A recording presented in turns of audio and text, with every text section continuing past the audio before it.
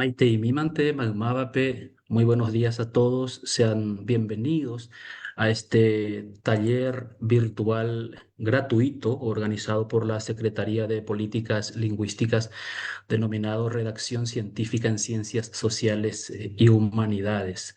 Les doy la cordial bienvenida a los que están ya aquí en la plataforma Zoom, quienes han podido inscribirse y los que se van a ir conectando también y quienes nos van a estar acompañando a través de la transmisión vía Facebook de la Secretaría de Políticas Lingüísticas Tobe Tañahuajepona Yoaite. Quiero expresarles que por motivos de fuerza mayor, el señor ministro de la Secretaría de Políticas Lingüísticas no ha podido estar con nosotros. Sin embargo, ha dejado este mensaje y quiero leerles a continuación. Maitei Opavavepe. Muy buenos días a todos. Les doy la más cordial bienvenida a este espacio. Agradezco en primer lugar al doctor Carlos Peris, quien accedió gentilmente a dictar este taller tan necesario como urgente. Un factor común en los trabajos recibidos en las dos ediciones del Premio de Investigación Lingüística Arandupú, organizado por la SPL, ha sido el escaso manejo de los rudimentos para la redacción de artículos científicos. Fue ese hecho el que nos llevó a organizar este taller. En nuestras disciplinas, pensar bien no es suficiente. Es imprescindible saber expresar ese pensamiento con claridad y precisión. La redacción científica es esencialmente el vehículo mediante el cual nuestras ideas se vuelven comunicables y útiles para la comunidad académica y la sociedad en su conjunto. Una investigación que no se publica y que no entra en diálogo con otras ideas es una investigación que, en cierto modo, aún no se ha terminado. Saber redactar artículos científicos hoy es una competencia fundamental. La publicación académica es el canal privilegiado por medio del cual el conocimiento se somete al escrutinio de la comunidad, se acumula, se corrige y avanza. Es el mecanismo mediante el cual una idea individual se convierte en patrimonio colectivo. Un artículo científico bien escrito transmite resultados, construye credibilidad, ordena el pensamiento, permite el diálogo con otros investigadores y deja una huella en el desarrollo de un campo de estudio. Por el contrario, una idea valiosa puede diluirse o puede ser malinterpretada si no está acompañada de una escritura rigurosa y eficaz. En las ciencias sociales y las humanidades, donde trabajamos con conceptos complejos y con interpretaciones múltiples, la calidad de la escritura adquiere un valor aún mayor. Escribir bien entraña pensar mejor, es afinar la mirada crítica, organizar los argumentos y asumir la responsabilidad de comunicar con honestidad intelectual. Escribir bien se aprende escribiendo y se mejora leyendo, corrigiendo, recibiendo retroalimentación y volviendo a escribir. Los invito a ser partícipes de este taller con apertura y con exigencia. Con apertura para recibir las orientaciones del instructor como oportunidades de crecimiento. Con exigencia para no conformarse con el primer borrador, para preguntarse siempre si la idea más importante está realmente en el lugar adecuado, si el argumento central está suficientemente claro. Agradezco nuevamente al señor Carlos Peris, quien nos acompañará en este proceso formativo, y a cada uno de ustedes por apostar por la mejora continua. En nombre de la SPL, les deseo un taller fecundo, lleno de preguntas y respuestas, de aprendizajes y de textos que, una vez listos, contribuyan a ese diálogo permanente que llamamos ciencia. A muchísimas gracias. Firma el señor ministro, secretario ejecutivo de la Secretaría de Políticas Lingüísticas, don Javier Viveros, quien nos da la bienvenida de esta forma a este taller. Y brevemente quiero mencionar y agradecerle de vuelta a nuestro instructor de este taller, al profesor doctor Carlos Aníbal Pérez Castiglioni. Él es sociólogo, tiene un postdoctorado en el Instituto de Altos Estudios Latinoamericanos de la Universidad Sorbona París III. Es docente escalafonado en el Departamento de Sociología, Faxo de la UNA. punto focal en ciencias sociales de UNESCO Paraguay, director del Departamento de Ciencias Sociales, Universidad Católica Nuestra Señora de la Asunción, es investigador del CONACYT y tiene varios artículos publicados en revistas científicas, tanto nacionales como extranjeras. Upeiseramo, tenemos exponente por Endive y muchas gracias, profesor, por esa predisposición en nombre de la SPL y el micrófono queda a vuestra disposición.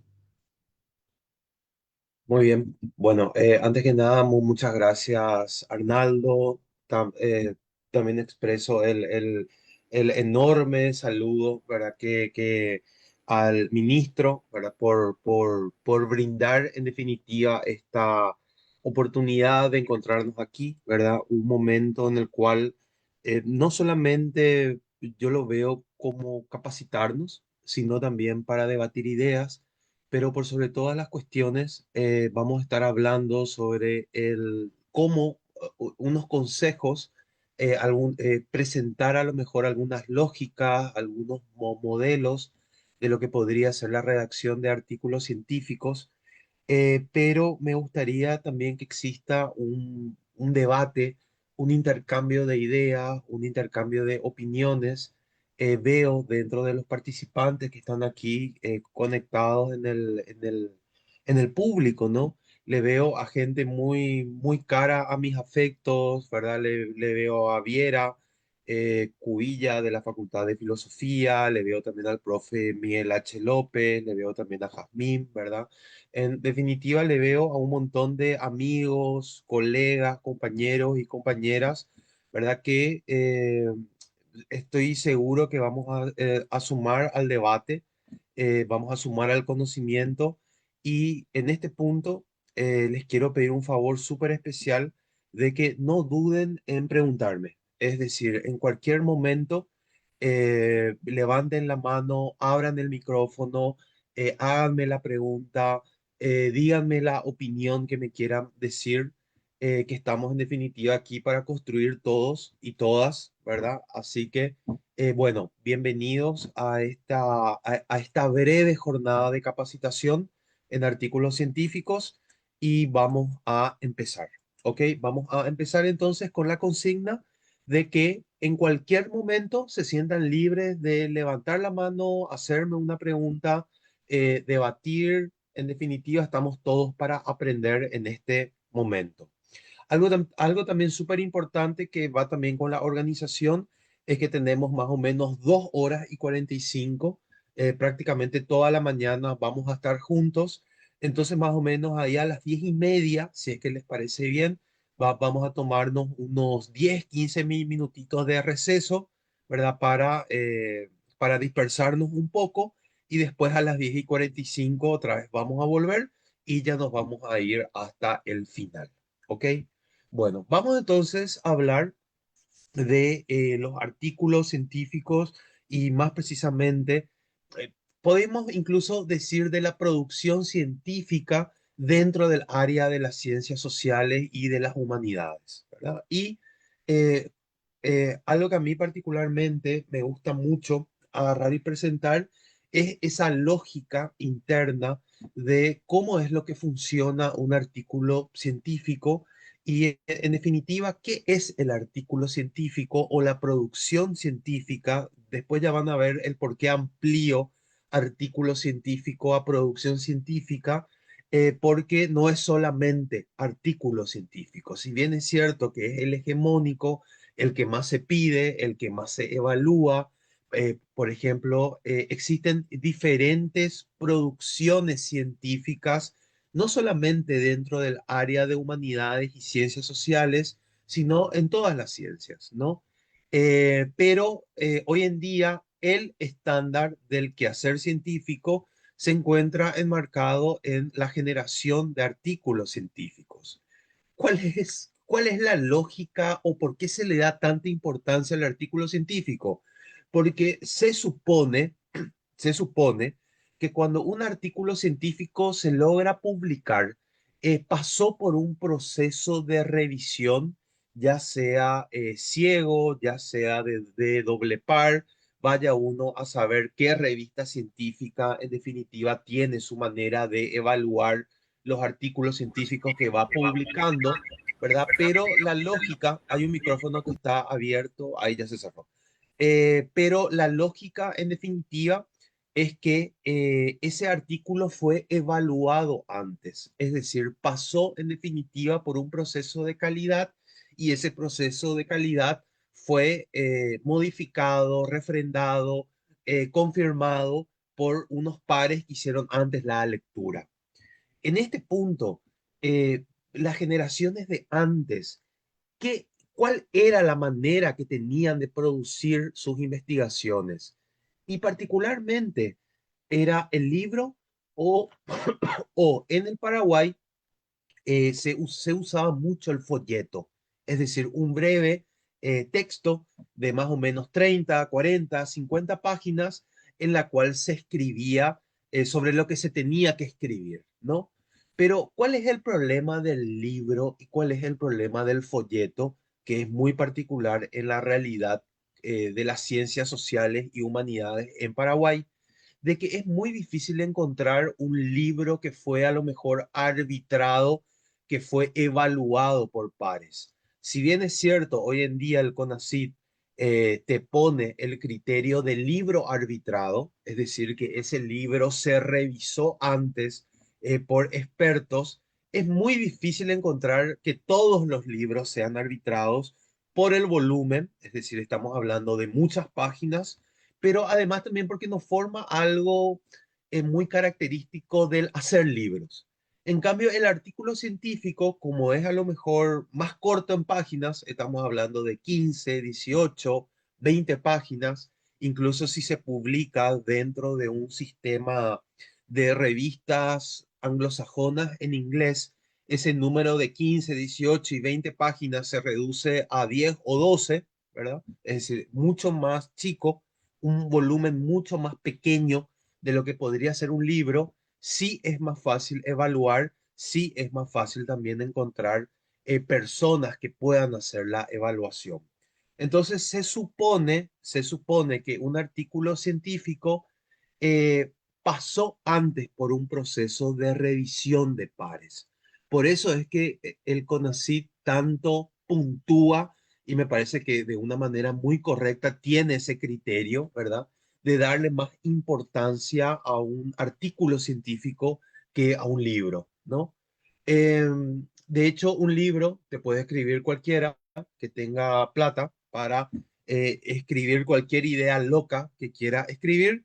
Y si tiene el dinero para la impresión, que hoy en día escribir un libro entre 200 y 300 ejemplares, de 150 a 200 páginas, está más o menos 6 7 8 millones de guaraníes, ¿verdad? Uno puede agarrar y publicar un libro de lo que quiera, pero el artículo científico que logra salir en una revista pasó por un proceso de revisión de pares.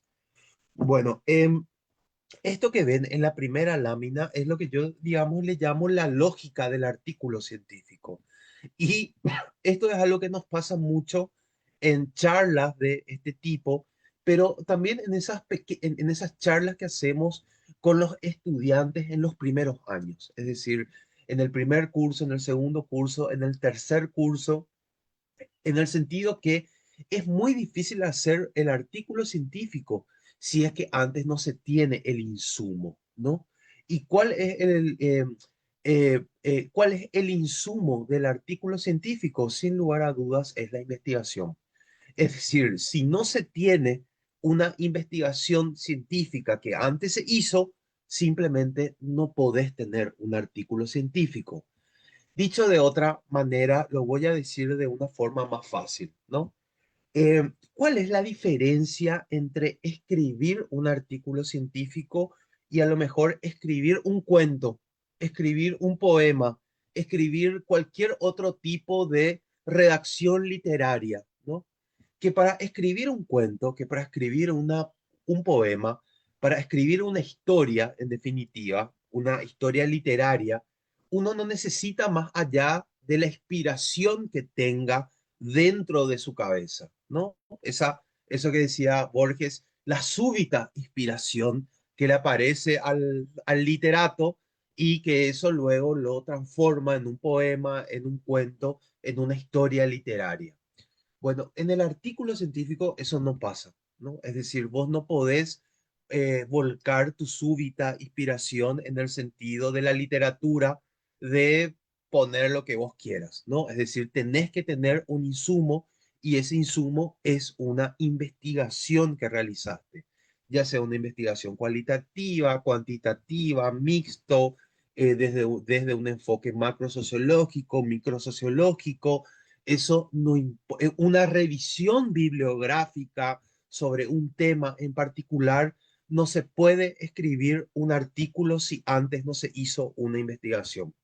Si estás forzando un artículo científico sin una investigación, vas a ver que cuando empieces a redactar, ¿verdad? Cada párrafo que escribas lo vas a tardar 15, 20 minutos. ¿Por qué vas a tardar tanto a lo mejor en escribir un párrafo? Porque justamente no tenés el insumo fundamental. ¿Y cuál es el insumo fundamental para el artículo? Es una investigación que ya se hizo. Es decir, muchas veces pensamos que el artículo lo es todo, pero en verdad el artículo es simplemente el producto con el que vos mostrás tu investigación nomás. Lo fundamental, ya sea para el artículo, para el libro científico, para la tesis, para la tesina, es que antes tuviste que haber hecho una investigación científica. Si no tenés la investigación, no podés tener el artículo. ¿Y por qué aparece ahí la historia? ¿No? ¿Por qué aparece si es que vemos el triángulo, le tenemos al insumo, que en definitiva es el que origina todo, le tenemos al producto, pero en un punto del triángulo le tenemos al argumento, le tenemos a la historia? Porque en este sentido, vos tenés que contar una historia y justamente, o dicho de otra manera, vos tenés que sustentar tu tesis, vos tenés que sustentar tu investigación mediante un argumento. Es decir, no es simplemente volcar tu investigación que hiciste de una manera cruda dentro de un artículo, sino que lo tenés que presentar como una historia. Es decir, tenés que presentarlo por partes, a través de una introducción, a través de un marco teórico, a través de un marco metodológico, a través de resultados, a través de conclusiones, pero todas esas secciones que vas presentando tienen que seguir el mismo argumento. Y ese mismo argumento es la historia, es el argumento es tu tema de investigación para hablar de una manera más correcta, ¿verdad? Y con base en estos tres puntos, en el insumo, en el argumento y en el producto, es que se mueve la lógica de los artículos científicos. Bueno, en este punto, en esta primera lámina, ¿alguien tiene alguna pregunta, alguna duda, algo que les haya generado? ¿Se entiende bien este punto? ¿Sí? Sí, Sí. profesor. Arturo me levantó la mano. Dígame, Arturo, te escucho. Sí, hola, ¿me escuchan? Sí, te escuchamos súper bien. Sí, sí. Con respecto a esta primera parte de la redacción y de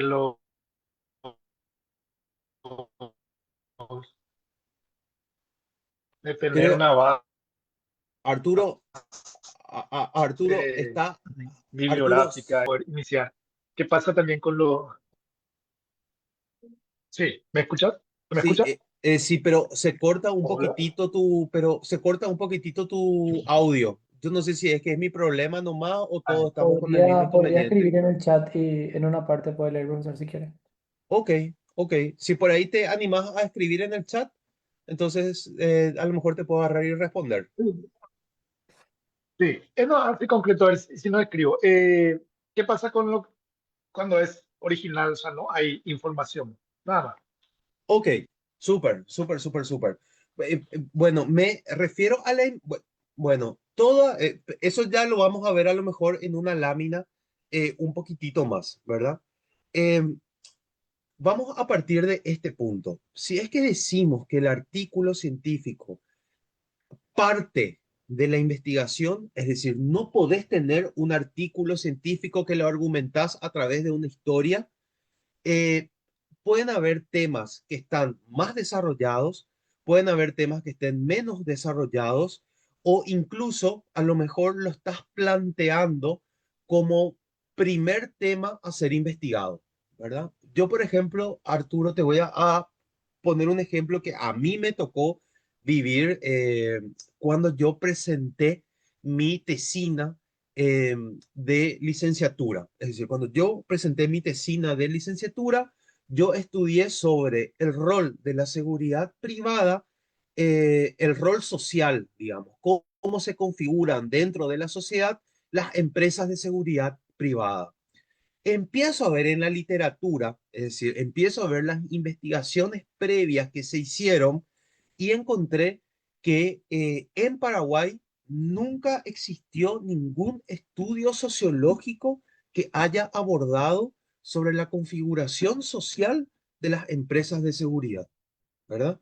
Bueno, pero entonces, como no encontré dentro de dentro del espectro local, dentro del campo local, empecé a ver más hacia América Latina. Y en América Latina, por ejemplo, encontré un librazo que se llama Sociología Ahora, que editó la Universidad de Buenos Aires, en la que sí había un texto que abordaba la cuestión. Luego me fui un poquitito más y empecé a revisar bibliografía internacional, más precisamente en inglés, y ahí encontré ya no más un estudio, sino que encontré 5 estudios. ¿Qué es lo que te quiero agarrar y decir? Que cuando localmente no hay investigaciones, entonces empezá a construir tu corpus teórico para abordar tu problema, empezá a ampliando tu búsqueda. Andate a lo mejor ya a una cuestión regional, a una cuestión latinoamericana. Si igual todavía ahí no estás encontrando, empezá a lo mejor a buscar artículos en inglés. En definitiva, hay 2 puntos que me parece que hay que dejar bien en claro acá con respecto a tu pregunta. El primer punto es que es muy difícil encontrar algo que nunca se hizo. A lo mejor no se hizo localmente, pero internacionalmente sí se hizo. Entonces, es tu rol como investigador buscar dentro de la bibliografía internacional para poder armar tu corpus teórico. Y otra cosa más también, Arturo y demás compañeros que nos acompañan tanto en el Meet como en Facebook. Y este a lo mejor es el consejo más importante que yo les pueda dar, no solamente en la redacción de artículos científicos, sino en la metodología en sí. Ven que en esta lámina, cuando empezamos a hablar de esta lámina, yo les dije, muchas veces queremos escribir un artículo científico, pero no tenemos una investigación. Es decir, si no tenemos una investigación, no vamos nunca a tener un artículo científico. Es decir, el artículo científico no es el centro de la cuestión, sino que el artículo científico es un desprendimiento del verdadero centro. ¿Cuál es el verdadero centro? El verdadero centro acá es la investigación. Bueno, cuando nos enseñan metodología, los profesores, las profesoras, ¿qué ponen énfasis? Los profesores ponen énfasis en elaborar la pregunta de investigación. La pregunta de investigación. Haga la pregunta de investigación. Y es cierto, mediante la pregunta de investigación gira todo lo demás en una investigación. Pero esa pregunta de investigación, ¿cómo nace? Esa pregunta de investigación, ¿cómo aparece? Aparece mediante la construcción del corpus teórico. De la teoría aparece la pregunta de investigación, aparecen los objetivos de investigación, aparece el método y los instrumentos, la metodología metodología que vas a usar. Entonces, para construir una investigación, uno que antes tiene que hacer, tiene que construir el marco teórico. ¿Por qué? Porque el marco teórico en los niveles de abstracción, intermedios y específicos son los que te van a construir y te van a ir filtrando tu lectura hasta poder llegar a la pregunta de investigación, a los objetivos y a todo lo demás. ¿Qué es lo que estoy queriendo decir con palabras más complicadas que difíciles? Que así como el artículo de investigación no es el centro, sino es el desprendimiento de lo más importante, que en este caso es la investigación, lo mismo también pasa con la investigación. La investigación no es primero hacer la pregunta por hacer nomás o porque tenés una curiosidad. No, primero tenés que construir el marco teórico en los tres niveles, en el nivel de la abstracción, en el nivel de la teoría general y en el nivel de la teoría específica. Cuando llegues a la teoría específica, ahí vas a tener tu pregunta de investigación, tus objetivos, tu metodología, tu método y tus instrumentos. En definitiva, ya vas a tener la caja negra de tu investigación. Bueno, si ese marco teórico, si ese corpus teórico, vos no lo podés hacer localmente, podés recurrir a cuestiones regionales, de continente, mundiales, anglosajones, lo que quieras. ¿Está bien? ¿Pude más o menos responder a tu pregunta, Arturo? Excelente, doctor Pérez. Súper. ¿Alguien más tiene alguna pregunta en este punto?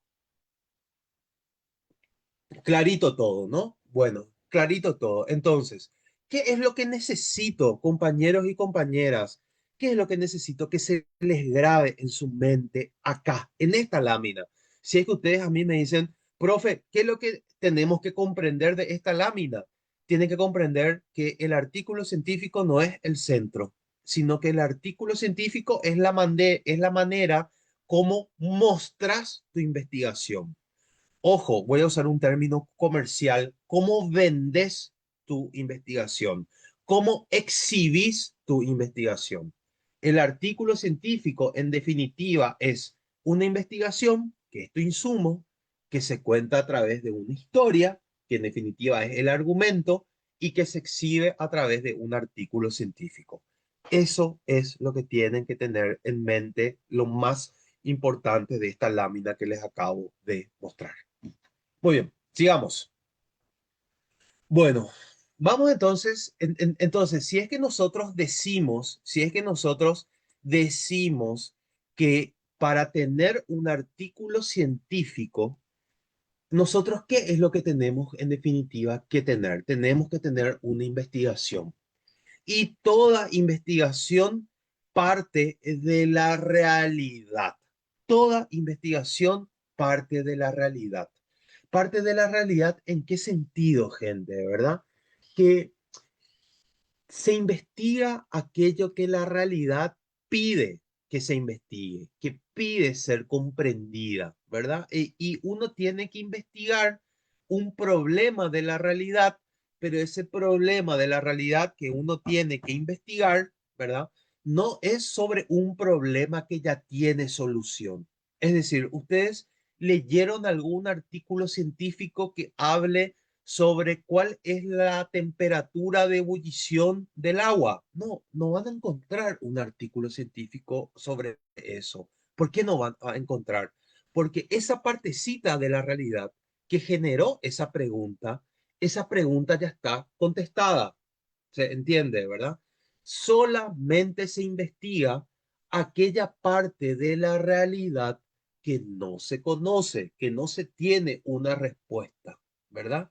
Entonces, toda investigación parte de una parte de la realidad que hay un problema y a partir de ese problema se empieza a construir el marco teórico y es el marco teórico el que después te va a ir dando, en definitiva, las alternativas que van a orientar tu investigación. ¿Por qué pongo acá que la realidad se amplía, se discute o se actualiza? ¿En qué sentido la realidad se amplía? Que todas las investigaciones científicas, ninguna es acabada en sí, y más dentro de la lógica de las ciencias sociales y de las humanidades. ¿Ustedes conocen algún artículo científico, algún libro científico, alguna tesis doctoral que diga la pobreza es esto, no es lo otro, se debe solamente a esto y solamente se va a entender, a explicar y abordar desde esta perspectiva? ¿Verdad? Bueno, eso sería un estudio acabado sobre un tema social. La pobreza es esto, solamente puede ser esto, solamente se aborda de esta cuestión y solamente se soluciona así. Pero no existe ese estudio. ¿Y por qué no existe ese estudio? Porque si nosotros no vamos a ver, la pobreza de Asunción es muy diferente a la pobreza de Ciudad del Este. Es muy diferente a la pobreza de Encarnación. Incluso dentro de los barrios, ¿verdad? Dentro incluso de la propia ciudad de Asunción, el, la persona que se encuentra en situación de pobreza dentro de Cateura, a lo mejor es muy diferente a la persona que se encuentra en situación de pobreza dentro del barrio San Vicente. Es decir, no podemos en ciencias sociales decir la realidad es esta, de esta manera se tiene que abordar, esta es la solución y en definitiva este es el paradigma en el cual todos nos tenemos que regir. No, no existe el estudio en ciencias sociales y humanidades perfecto, acabado, que viene a imponer un paradigma que todos tenemos que seguir. Entonces, ¿qué es lo que pasa? A medida que vamos investigando la realidad que genera preguntas, la realidad que genera problemas a ser abordado, y al ir revisando la literatura, vamos a ir encontrando de que esa realidad, esa pregunta que queremos responder, a lo mejor ya tiene estudios que se hicieron antes. Y esos estudios que se hicieron antes no son estudios a lo mejor que abordaron todas las cuestiones. Entonces ahí es cuando aparece la primera cosa. La realidad se amplía. Entonces vos abordás otras cuestiones que no se tomaron dentro de ese estudio o dentro de ese corpus teórico que estás construyendo. ¿Quieren un ejemplo? Les voy a poner un ejemplo. ¿Cuál es mi línea de investigación? Yo particularmente estudio sobre el narcotráfico y cómo el narcotráfico estructura la realidad social, especialmente en poblaciones campesinas y en poblaciones indígenas en el Paraguay.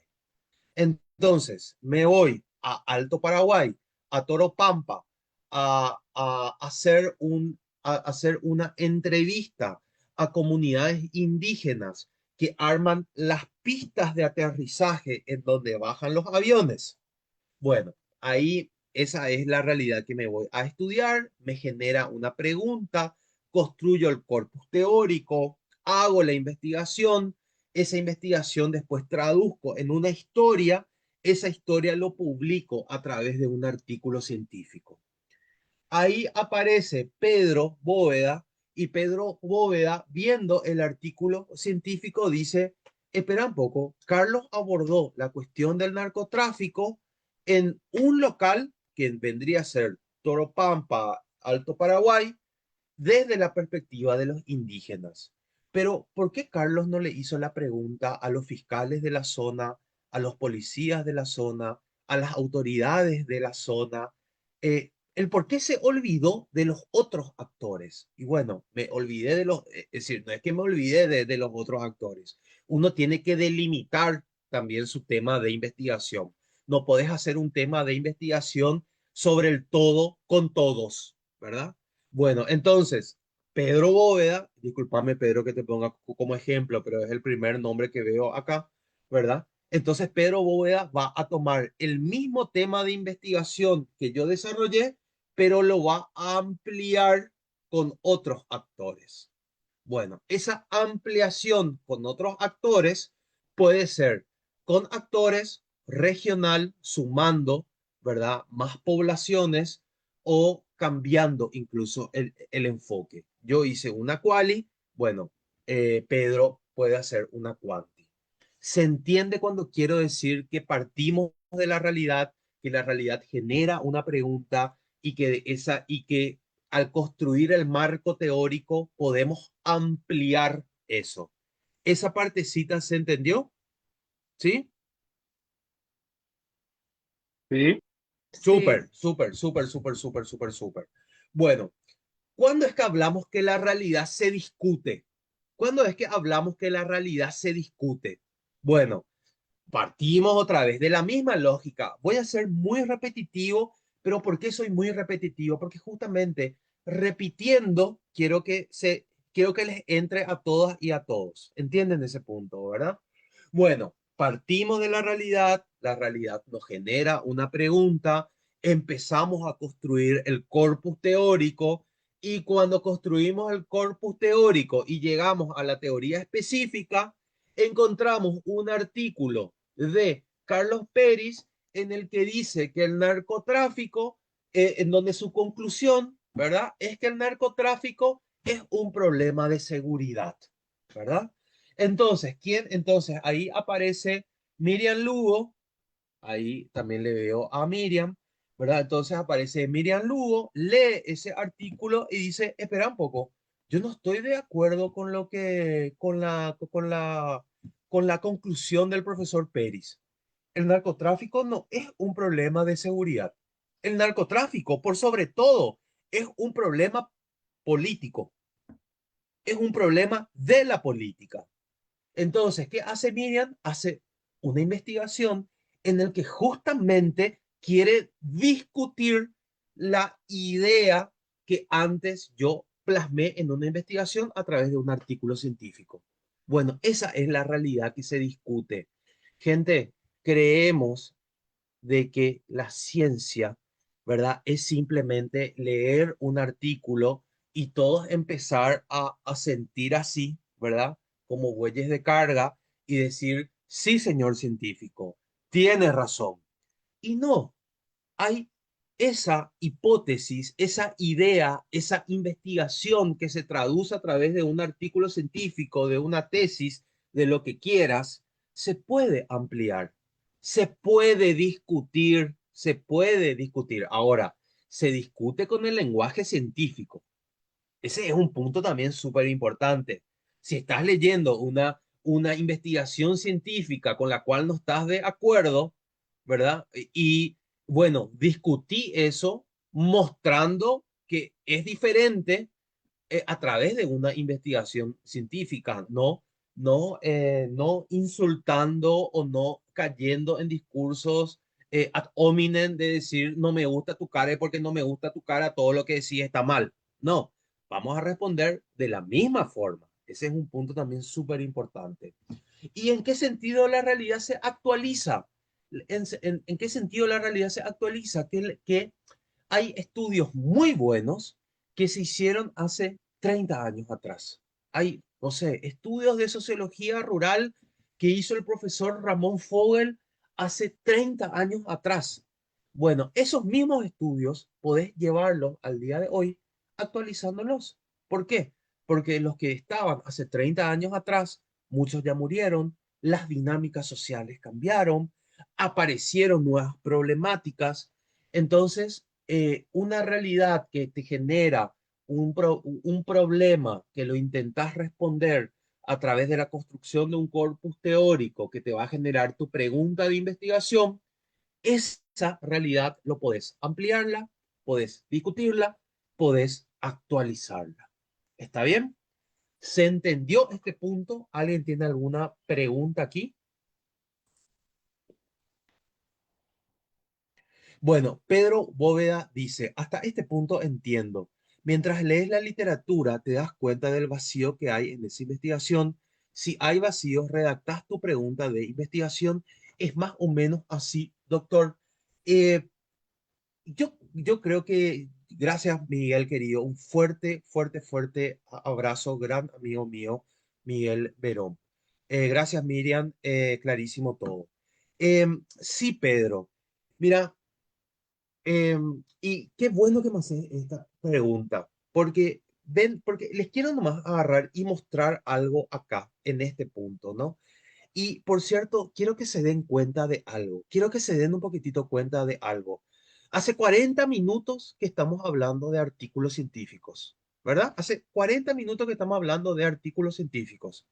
Pero yo todavía en ningún momento yo les di las claves para escribir artículos científicos. ¿Qué es lo que yo estoy haciendo con ustedes en estos 40 minutos? Sin darnos cuenta, estamos hablando de metodología de la investigación. ¿Por qué estamos hablando de metodología de la investigación? Estamos hablando de metodología de la investigación porque no se puede escribir un artículo científico si antes no se hizo una investigación. Es decir, sí o sí para hacer artículos científicos uno tiene que hablar de investigación, metodología y todas esas cuestiones que son básicas. Bueno, con respecto al comentario de Pedro, es así mismo, es Pedro, ¿verdad? Pero voy a volver otra vez a una idea previa que antes ya lo dije. A nosotros, y si alguien se formó de una manera diferente, quiero que me lo haga saber.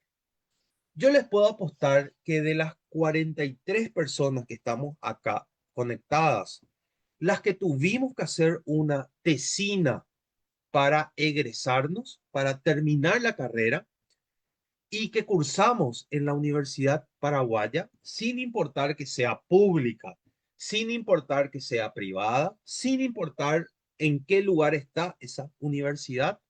Yo les puedo apostar que nuestro profesor de metodología, nuestra profesora de metodología, lo primero que nos dijo es, escriba el título de su tesina. Entonces vos le mirás a tu profesora, ¿verdad? Medio desorientado y le decís, ¿cómo hago el título de mi tesina si todavía no hice mi investigación? No, no, no, escribí nomás. Bueno, escribí, haces un ensayo, encima al forzar tu título, ¿verdad? Te escribís cualquier cosa que no tiene lógica, pero espere, todavía no terminó el sufrimiento. Luego vas al segundo ítem. El segundo ítem es ponga los objetivos, el objetivo general y los objetivos específicos. Y vos no leíste nada, estás en una clase, recién estás aprendiendo qué es metodología, no sabes ni siquiera qué es lo que querés investigar, ¿verdad? Y bueno, y empezás ahí a poner cualquier cosa. Después de terminar con tus objetivos generales y con tus objetivos específicos, ¿qué te dice tu profe? Tu profe te dice, haga su pregunta general y sus preguntas específicas, sus subpreguntas. Y ahí medio ya te empezás a enojar, ya, ¿verdad? Y le decís, pero profe, el objetivo general y el objetivo específico no vendrían a ser lo mismo, pero de otra forma que las preguntas general y las subpreguntas. No, no, no, siempre se hizo así, tenés que hacer así. Y bueno, está bien. ¿Qué entonces haces? Agarrás cada objetivo y lo llevas como pregunta general y como subpreguntas específicas que salen de los objetivos específicos. Luego tenés que elegir la metodología y al final tenés que poner tu marco teórico. Cuando que debería ser todo lo contrario. Primero hay que hacer el marco teórico. Primero hay que hacer el core. Los argentinos tienen un concepto que me encanta.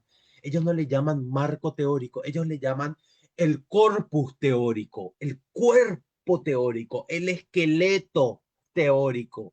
Y como todo esqueleto teórico, como todo corpus conceptual, tiene diferentes niveles. Está el nivel de la teoría abstracta, de los paradigmas. En definitiva, si vas a estudiar sobre la conducta humana y a vos lo que te gusta es Freud, entonces, ¿quién vendría a ser tus paradigmas? Vendría a ser el inconsciente de Freud. Pero esa teoría de los paradigmas luego tiene que ir a una teoría intermedia, a la teoría general, en el que ya baja un poquitito más a tierra. Y luego esa teoría general va a una teoría específica. De la teoría específica ya salen los objetos, de la teoría específica, de ese decantamiento que hicieron, de esa filtración que hicieron en un embudo a través de la teoría de los paradigmas, de la teoría general y de la teoría específica. El resultado que sale de ese embudo es la pregunta de investigación, y la pregunta de investigación es la que te marca tu metodología, tu método y tus instrumentos junto con tus objetivos general y tus objetivos específicos. Es decir, primero hay que construir el corpus teórico y en los tres niveles. A lo mejor vos podés poner esos tres niveles dentro de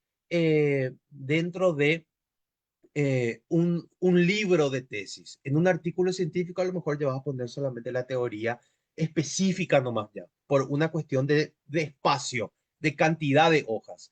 Pero sí o sí lo tenés que hacer. ¿Se entiende? No se parte del título, no se parte de escribir por escribir nomás, se parte por hacer un corpus teórico en tres niveles. ¿Está bien? Bueno, ¿pude responder a tu pregunta, Pedro?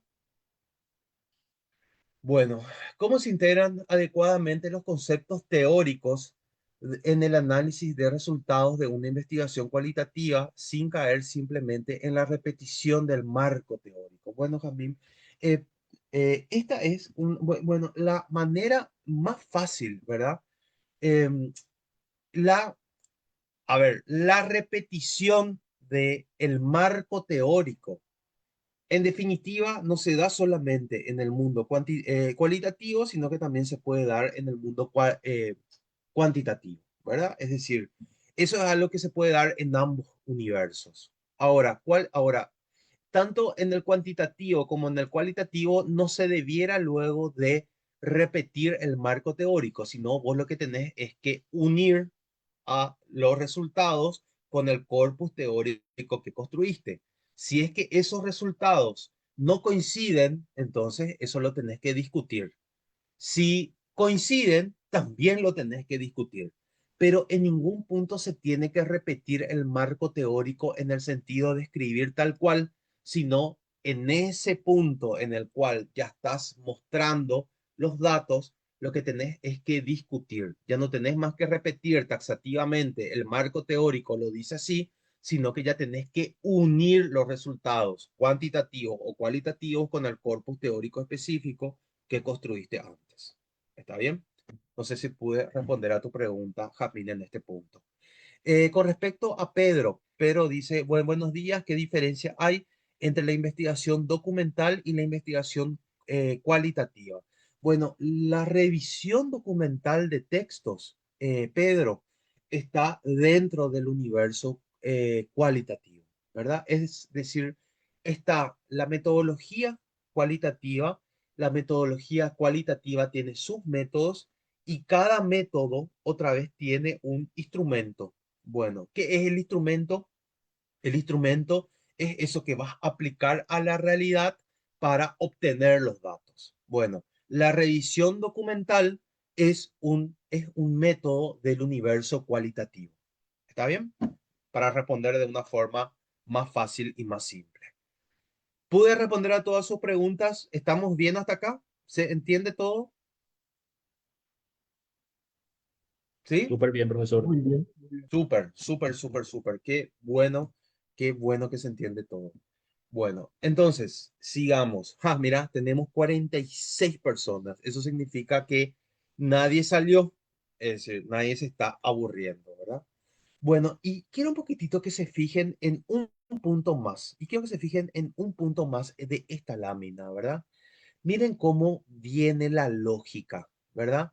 La lógica parte de la realidad que uno quiere ampliar, discutir, actualizar. De acá, en definitiva, se empieza a construir el corpus teórico.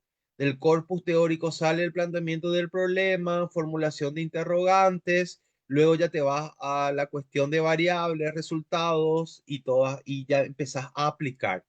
Pero la línea no es una línea continua, sino que es una línea curvada que te permite regresar en cualquier momento.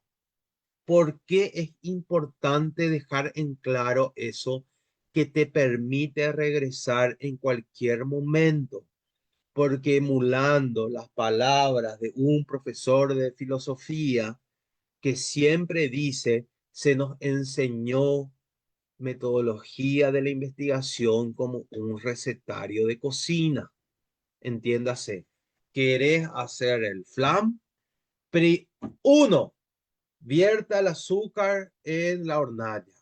Dos, derrita el azúcar hasta hacer caramelo. No me salió la palabra. Tres, vierta leche condensada. Cuarto, agregue la mezcla a una budinera. Quinto, tire la budinera en baño María en el horno. No sé en qué es lo que puede ser, ¿verdad? Si vos no haces el paso uno, vos no podés hacer el paso dos. Y vos no te podés saltar los pasos. Es decir, vos no podés hacer el caramelo del azúcar si es que y poner ya en el baño María si es que antes no hiciste los pasos previos. ¿Están entendiendo ese punto, verdad? Bueno, entonces se nos enseñó a hacer metodología de la investigación, se nos enseñó a pensar en la investigación bajo una lógica lineal continua, paso a paso. Si no hiciste el paso uno, no podés hacer el paso dos. Y una vez que hiciste el paso dos, no regreses al paso uno. Bueno, cuando que en verdad la investigación es un diálogo, compañeros y compañeras. Es un diálogo. Si en algún punto de tu investigación vos te diste cuenta que formulaste mal una pregunta, podés regresar. Si vos en tu trabajo de campo, vos te das cuenta que formulaste mal una pregunta, tenés que regresar otra vez en el punto intermedio y ver por qué hiciste mal ese objetivo y modificar. ¿Se entiende ese punto? ¿Verdad? Es decir, en la investigación y más en el mundo de las ciencias sociales y de las humanidades, ¿verdad? Es un diálogo, pero no de una flecha continua. Sí, incluso si se quiere decir, es, es un círculo, ¿no? En el que uno puede ir regresando según cómo la realidad, según cómo tu trabajo de campo, según cómo tus lecturas te están marcando. Es decir, no, saquen de su lógica esa idea del recetario de cocina que se tiene sí o sí que aplicar en una investigación. ¿Se entendió? Totalmente. Ok. Bueno, ¿qué diferencia hay? Hola, estoy transmitiendo esta llamada. Bueno, está bien. Bueno, ¿qué es lo que nosotros decimos? Ahora que ya hablamos un poquitito de metodología, a la metodología no le vamos a abandonar, a la metodología le vamos a volver recurrentemente, porque dijimos que la metodología lo es todo, ¿verdad? Em, em, no es que el artículo, es decir, no es que el artículo científico es la única producción académica científica que se puede hacer, ¿no? Es decir, está el artículo científico, están las notas de investigación, están los reportes de políticas, están las reseñas y están los intercambios, ¿verdad? Bueno, ¿qué es un artículo científico? Un artículo científico es los artículos de investigación primarios que difunden los hallazgos de investigaciones o artículos de estudio de caso describiendo los hallazgos de un estudio particular. Es decir, un artículo académico ya vendría a ser lo más grande, ¿verdad? Es decir, ya tenés ya la investigación hecha y eso lo plasmas, lo traducís, lo exponés, lo vendés, si querés decirlo, a través de un artículo científico, ¿no? Luego están las notas de investigación. ¿Qué son las notas de investigación? Son resúmenes de tesis, planteamientos teóricos, metodológicos, resúmenes de investigaciones inéditas, así como revisiones críticas del estado de la cuestión en una temática, ¿verdad? Es decir, es un breve trabajo a lo mejor de ficha, es un breve trabajo a lo mejor de informe sobre en qué punto está algo. Luego están los reportes de políticas, notas de recomendación basadas en evidencia o bien en informes sobre el estado de una política pública. Luego está la reseña, resumen y comentarios críticos sobre libros, artículos o reportes técnicos publicados. Y luego están los intercambios que vendrían a ser entrevistas, derecho a réplica, entre otros, ¿verdad? Bueno, acá les voy a decir dos cuestiones que son súper importantes. Si por primera vez vos estás o querés empezar a escribir en el lenguaje académico, yo les recomiendo que empiecen con reseña. Yo les recomiendo que empiecen con reseña. Es decir, agarren, vean primero la revista en la que quieran publicar, vean si esa revista acepta el envío de reseñas sobre libros o artículos o reportes para publicar y escriban una reseña. ¿Por qué yo siempre digo hay que iniciarse con una reseña? Hay que iniciarse con una reseña porque de, ¿cuál es el insumo en este caso? El insumo es la lectura de un libro, un artículo o un reporte técnico, ¿verdad? Eso vos después lo tenés que resumir y lo tenés que llevar con las palabras del lenguaje académico. Al terminar la reseña, gente, van a empezar a adentrarse en esos términos, en la manera como se plantea. En definitiva, la mejor forma de empezar a introducirte en el lenguaje académico es escribiendo una reseña. ¿Y cuál es la ventaja que tienen? La ventaja que tienen es de que no necesitan, en el sentido estricto, hacer una investigación. Lo que necesitan es leer un libro, leer un artículo o un reporte técnico que se publicó. Por lo general, suelen ser en los 2 últimos años, resumir eso y llevar al lenguaje académico del formato de una reseña. Bueno, luego el segundo paso, yo les recomendaría que después de hacer una reseña, hagan una nota de investigación. ¿Por qué la nota de investigación es perfecto para el paso intermedio entre la reseña y el artículo? Porque el formato de nota de investigación ya suele tener más o menos un formato de estructura muy similar al artículo académico. Entonces, hacer una nota de investigación te sirve más o menos como un paso intermedio, ¿verdad? Y luego ya está el artículo académico, que ya es más complejo, que ya tiene una manera de presentación mucho más estructurada, ¿verdad? En definitiva, ¿qué es lo que les quiero agarrar y decir? Si nunca escribieron y quieren empezar a escribir, bueno, ahora mismo entran en el buscador, ponen una revista. Si quieren, pueden agarrar y poner Sismago, que es la base de datos más grande de revistas académicas que hay. Encuentran una revista latinoamericana, ven si es que tiene el espacio de reseñas, ven qué tipo de libros le interesa y desde qué año hasta qué año les interesa, leen uno de esos libros y escriben la reseña. Luego, como paso intermedio, vuelven a generar otra producción científica a través de notas de investigación y luego, ya haciendo una investigación, escriben un artículo académico.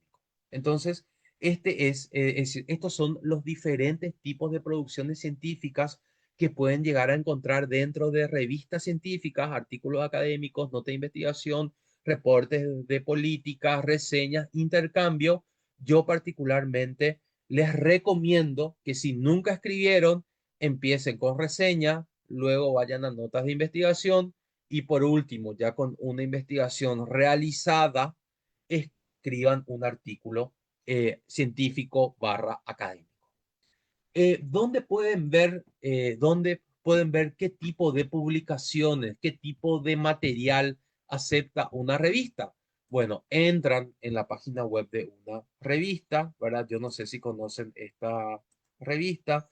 Esta revista se llama Estudios Paraguayos, que es la revista del CEADUC de la Universidad Católica, ¿verdad? Estamos hablando de probablemente una de las revistas más importantes, ¿verdad? Que tiene las ciencias sociales en Paraguay. Está indexada en Cielo, en Redalyc, en DOAC, en Dialnet 2.0, ¿verdad? Prácticamente está indexada en todo, ¿verdad? Lo único que le falta indexarse son en las plataformas anglosajonas, ¿verdad? Pero después ya se indexó en todo. Bueno, cuando ustedes entran en una revista, van a ver que todas las revistas tienen, digamos, una sección, ¿verdad? En el cual te habla, ¿verdad? De el tipo de artículos que te publica, ¿verdad? Y bueno, en el caso de Estudios Paraguayos, solamente se publica, ¿verdad? Artículos académicos. Es decir, en esta revista no se aceptan notas de investigación, no se acepta reseña, no se acepta intercambios, solamente se publica acá artículos científicos. ¿Eso qué significa? Que si ustedes quieren escribir una reseña, una nota de investigación, en Estudios Paraguayos no lo van a poder hacer. Tienen que buscar otra revista. ¿Se entiende? Pero ¿dónde van a encontrar esa información? Esa información ustedes van a encontrar entrando en la revista que les llama la atención y ver si es que ahí se publica reseñas, nota de investigación y bueno, artículos científicos se publican en todas las revistas. Muy bien, con respecto a este punto, duda, queja, aclaración,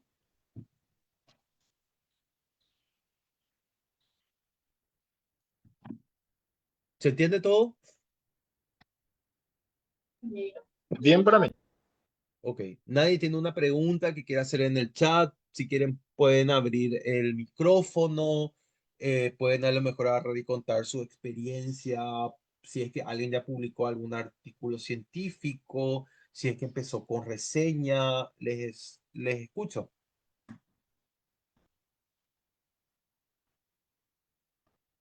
Bueno, ya está, no hay interacción. Bueno, sigamos. Em, bueno, esto es también a lo mejor un poquitito, ¿verdad? Lo que ya estamos hablando antes, ¿verdad? De que, bueno, si es que hablamos que el insumo más importante para hacer tu artículo científico, en definitiva, es hacer una investigación, ¿verdad? Bueno, sí o sí tenemos que hablar de la investigación, ¿verdad? Y ya dijimos antes que toda investigación parte de una realidad que no está contestada, que esa realidad se tiene que ampliar o discutir o actualizar, ¿verdad? Y que luego se va construyendo a través o se va haciendo a través de la construcción de un corpus teórico, de un esqueleto conceptual, ¿verdad? Bueno, pero también hay que a lo mejor hablar, ¿verdad? De esos dos reinos, ¿verdad? De que a lo mejor tanto nos confunden, ¿verdad? Que vendría a ser la cuantitativa y la cualitativa. Hay algunos acá que dicen que es mixta, ¿verdad? Que también, pero yo les voy a explicar por qué no existe la metodología mixta. Es cuantitativo o cualitativo. Si es todo cuantitativo, es cuantitativo. Si es todo cualitativo, es cualitativo. Si es que en un punto es cuantitativo y en otro punto es quali, bueno, ahí se convierte en mixto. Pero las dos metodologías son cuantitativa y cualitativa. Y ambos, digamos, vienen, ¿verdad? De dos grandes paradigmas, para decir de cierta forma, ¿verdad? La metodología cuantitativa viene del paradigma positivista, pospositivista, y la metodología cualitativa viene un poquitito del paradigma constructivista, ¿no? En el cual, dentro de los supuestos ontológicos, entiéndase cuál es la naturaleza de la realidad, cuál es la naturaleza de la realidad. Para la metodología cuantitativa, la realidad es objetiva, ¿verdad? Es la realidad, ¿verdad? Es la realidad en términos durkheimianos es una cosa y tiene que ser analizado como una cosa. Mientras que para el paradigma constructivista, que es de la metodología cualitativa, la realidad es subjetiva y la realidad es múltiple, ¿verdad? ¿En qué sentido? De que pueden, en definitiva, haber diferentes tipos de vertientes, diferentes tipos de análisis, de actores, de intereses, de causas. No es solamente A más B es igual a C. No, no es tan simple, no es tan lineal en la lógica cualitativa, ¿verdad? Bueno, luego están los supuestos epistemológicos, que es cuál es la relación entre el investigador con aquello que investiga, Dentro del mundo cuantitativo, ¿verdad? Tiene que haber una separación total entre el investigador y el objeto de estudio. Mientras que en la metodología cualitativa, ¿verdad? El investigador está inmerso en el contexto de interacción que desea investigar. Es decir, vos directa o indirectamente, por tu pasado, por tu historia, por tu contexto, por lo que sea, formas parte de la realidad social que estás estudiando. Luego están los supuestos axiológicos, que vendría un poquitito a ser qué papel juegan los valores del investigador, ¿verdad? Y en la metodología cuantitativa, vos como investigador buscas anular tus valores, desprenderte de tus valores, ¿verdad? Deshacerte de cualquier tipo de orientación política, ideológica, de conceptos morales sobre el bien y sobre el mal.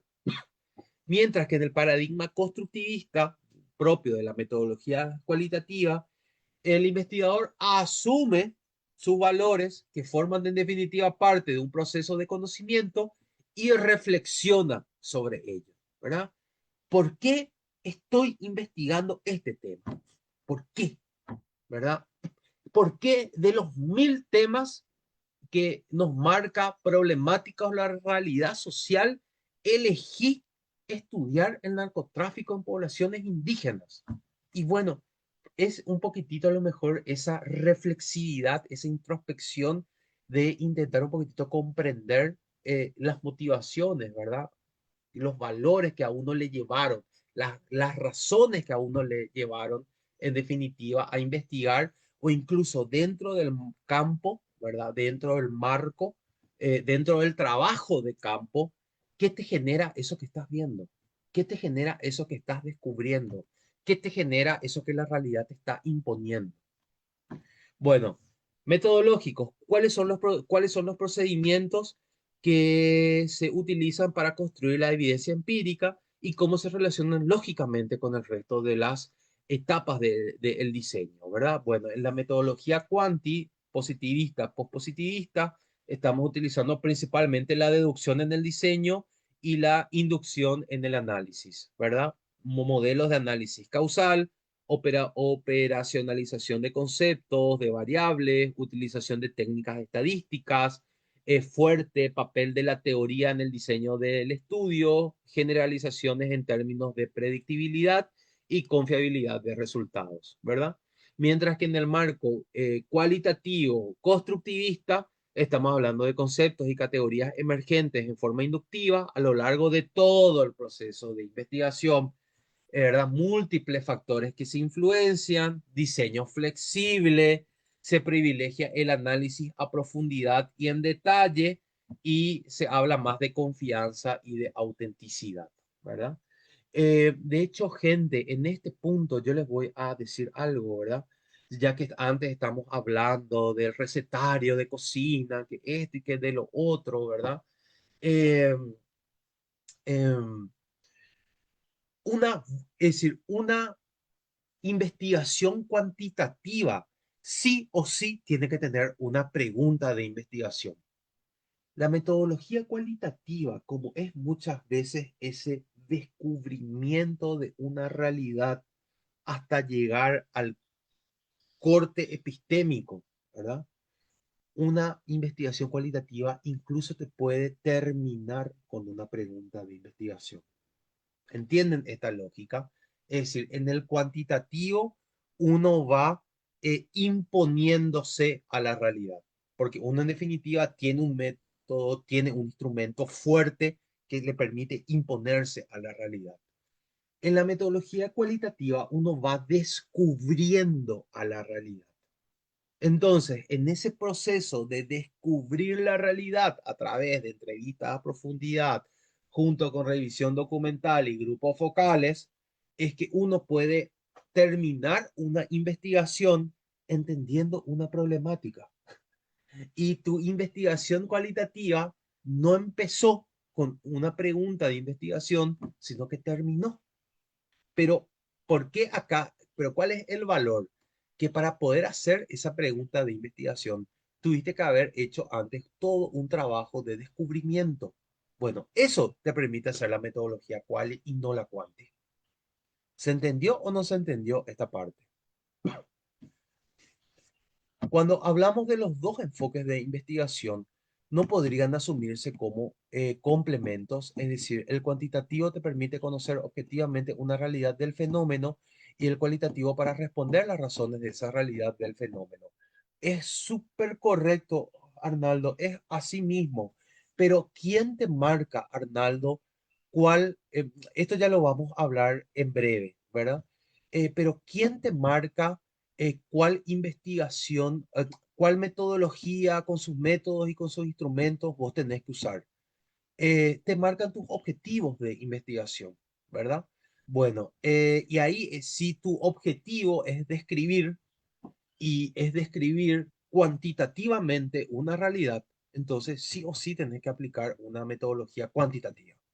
Si tu objetivo específico es explicar o describir una realidad compleja, bueno, sí o sí, entonces te tenés que ir a través de lo cualitativo. ¿Puedes más o menos responder a tu pregunta, Arnaldo? Esto igual ya lo vamos a ver mejor en breve. Vi que alguien, Totalmente, excelente, gracias. ok, vi que alguien por ahí creo que iba a hacer uso de la palabra, ¿no?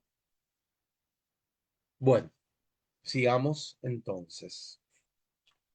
Bueno, esto ya vendría a ser también un poquitito lo que también incluso antes, ¿verdad? Se habló, ¿verdad? En el mensaje que nos dio el ministro, ¿verdad? De la necesidad de escribir científicamente, de la necesidad de asegurarnos que eso que estamos escribiendo es de calidad, ¿verdad? De no solamente leer una vez, sino volver a leer, ¿verdad? Todo artículo científico, nota de investigación, como querramos agarrar y llamarlo, ¿verdad? Tiene diferentes tipos, ¿verdad? De escrituras, ¿verdad? Primero está la pre-redacción, ¿verdad? Que dentro de una cuestión de investigación uno es más o menos un bosquejo, ¿no? En el que uno más o menos empieza a definir los objetivos, a quién le va a investigar, pero también ya dentro del lenguaje del artículo científico, también ya vendría también incluso a ser definir el público que querés que te lea, ¿verdad? Definir la revista en la cual querés agarrar y publicar y con base en eso empezar a construir lentamente, empezar a construir el bosquejo de lo que va a ser tu artículo, ¿no? Luego, después ya está la producción del texto o la redacción, que más precisamente trae la redacción del primer borrador o versión del texto, la evaluación del borrador y la escritura del segundo o incluso algunos hacen del tercer borrador, ¿verdad? Yo particularmente, yo la metodología que utilizo es, eh, hago el artículo en el tiempo que me tenga que hacer, primero haciendo una estructura de qué partes quiero que tenga ese artículo con base en la investigación que hice antes. Luego hago la primera versión del artículo y termino de hacer esa primera versión del artículo. Gente, apago mi computadora y me olvido de ese artículo por una semana. ¿Entienden lo que yo hago, verdad? Después de una semana, 12 días, vuelvo a leer ese artículo y la cantidad de barbaridades que puse y que no me percaté es increíble. Es decir, el mejor consejo para redactar, para corregir un texto, ¿verdad? Es volver a leer después de 10 días y te vas a dar cuenta que del 100% de las cosas que escribiste, 40 no tiene ningún sentido. Entonces, esa distancia en el tiempo justamente lo que te permite, ¿verdad? Es volver a corregir, pero ya con tu cabeza más clarificada, ya con tu cabeza más limpia, ya con tu cabeza menos metida, obsesionada con un solo tema. Bueno, Después, una vez que terminaron, ¿verdad? Se tiene que hacer la corrección textual en tres niveles, ¿verdad? El ortotipográfico y el ortográfico, de sintaxis y estilo, y aspectos textuales. Bueno, en este punto, yo particularmente, antes lo que yo hacía es yo le pedía a colegas que me lean y que me hagan un feedback. Entonces, al hacerme un feedback, eh, ellos me, ellos no solamente a lo mejor me marcaban esos aspectos textuales que no se entendían o que estaban poco claros, sino que también incluso me marcaban las cuestiones de estilo, ortográfico y todas esas cuestiones, ¿verdad? Eh, Hoy en día, y esto también quiero ser también muy claro, ¿verdad? Hoy en día, con las herramientas de la IA, muchas de las cuestiones ortográficas, de las cuestiones de sintaxis y de estilo ya se puede superar. Es decir, hoy en día, mucho con lo que es la IA, ¿verdad? Se puede agarrar y tener un texto limpio, sin ningún error ortográfico, sin ningún problema de sintaxis o de estilo, ¿verdad? Pero en ese caso es un buen uso de la IA.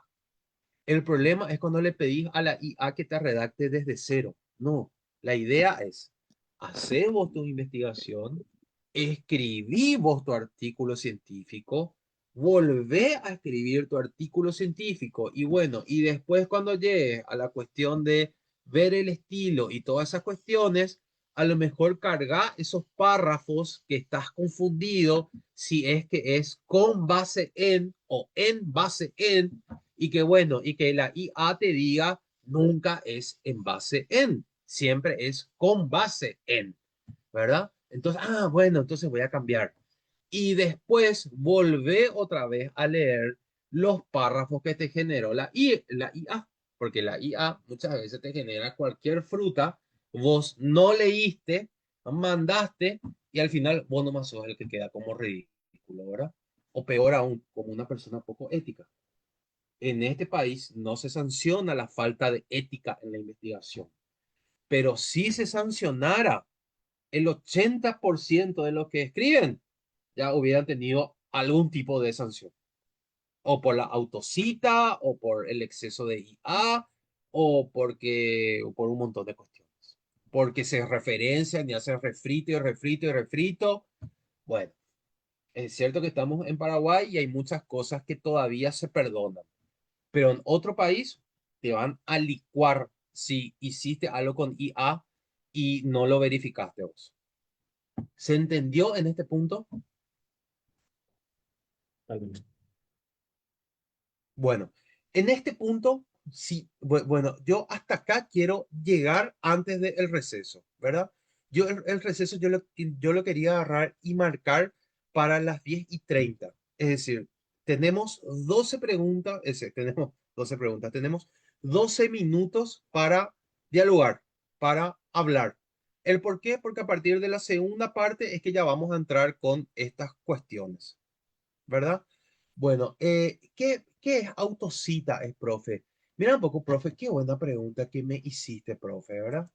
Bueno, mira, te voy a responder. Bueno, este es el sistema que se llama Google Scholar. ¿Me están siguiendo? ¿Están todos viendo el Google Scholar? Sí, Bueno, señor, estamos viendo. esta cuestión Y es la se ve siguiente, todo. ¿verdad? Acá uno tiene, ¿verdad? Lo que se llama tiene las citas, tienen el índice H y tienen el índice I10. Bueno, ¿qué son las citas?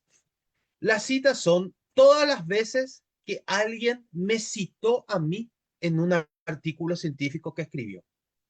Es decir, a mí, a mí, eh, a mí me citaron desde el año 2019 hasta el 2026, a mí me citaron 219 personas. De esas 219 personas, en 7 artículos que yo escribí, fueron citados más de 5 veces. ¿Entienden? Ese es el índice H. El índice H es un artículo que fue citado más de 5 veces. Entonces, yo en total tengo 7 artículos que fueron citados más de 5 veces. Y después tengo el índice I10. El índice 10 son artículos que fueron citados más de 10 veces o más. Entonces, yo tengo, en total, a mí me citaron 219 citas. ¿Qué es el índice H? El índice H son, en total, a mí tengo 7 artículos que a mí me citaron más de 7 veces. Y tengo 5 artículos que a mí me citaron más de 10 veces. Ese es el índice IH. Bueno, ¿qué va a pasar? ¿Qué va a pasar, Miguel, si es que yo hago un artículo científico? Estoy escribiendo yo y pongo, como Peris dice en su estudio tanto, párrafo siguiente. Peris dice que es el más grande que hay. Tercer párrafo. Peris dice que él es el mejor. Cuarto párrafo. Peris dice que es un genio. Quinto párrafo. Peris en el año 2025 dijo, todos son malos menos él. Entonces, yo hago un artículo científico en el que lo único que hice es citarme a mí. Esa es la autocita, Miguel. Entonces, ¿qué es lo que pasa? Tu artículo no se debería luego de publicar así, pero como hay revistas amigas que publican, y peor aún, hay revistas que pagan para que se publiquen artículos de baja calidad, peor aún, ¿verdad? Eso después se publica, entra en el sistema Open Journal System. El sistema Open Journal System es captado por Google Citas y ves que, por ejemplo, el profesor Carlos, y ves que de estas 219 citas son citas que vos mismo te hiciste en los 6 artículos científicos que publicaste. Eso es la autocita, Miguel. Yo no te voy a decir que uno no se tiene que citar, pero se tiene que citar cuando amerita citarse. No citarse por citarse nomás y aumentarse el ego. ¿Se entendió, Miguel? Más o menos. ¿Se entendió, profe? Súper, súper, súper, súper. Bueno, profesor, ¿a qué te referiste con la caja negra de la investigación? La caja negra de la... Qué buena pregunta, Fabi, caramba. La caja negra de la investigación, Fabi, es tu pregunta de investigación. ¿Se entiende? ¿Por qué? Porque tu pregunta de investigación se te genera todo lo demás. Se te genera tu subpreguntas, se te genera tus objetivos, tu metodología, tu método, tu instrumento. ¿Está bien? Ahora, esa pregunta de investigación, ¿cómo se consigue? Esa pregunta de investigación se consigue construyendo antes un corpus teórico. ¿Se entiende? Entonces, primero está la teoría. De la construcción de la teoría en 3 niveles, en el nivel de los paradigmas, general y específico, sale la pregunta de investigación. Y de tu pregunta de investigación, que es tu cajita negra, sale todos los demás, tu metodología, tu método, tus instrumentos y tus subpreguntas. ¿Ok? En ese punto también algo súper importante que decir, ¿verdad? Es que puede ser reemplazado la pregunta de investigación por el objetivo general, ¿verdad? Sáquense de la cabeza esa idea de que sí o sí tienen que tener pregunta general, subpreguntas, objetivo general, objetivos específicos. No es necesario. ¿Por qué? ¿Por qué lo que hacen eso? ¿Verdad? Si tenés un objetivo general y objetivos específicos, ¿cuál es la necesidad de poner la misma cuestión? ¿Cuál es la necesidad? A través de preguntas. No, no, no, no, no, no. ¿Se entiende? Discúlpeme que sea tan vehemente, ¿verdad? Pero eso es lo que pasa cuando te vas haciendo viejo. Hay ciertas cuestiones que antes a lo mejor ya no tolerabas más y que ahora ya te sacan, ¿verdad? ¿Por qué me pones pregunta general y pregunta específica junto con objetivos? Es la misma cosa. Bueno, va pasando el tiempo y no y voy empeorando mi carácter. Más preguntas, más dudas, más quejas, más aclaraciones. Les escucho.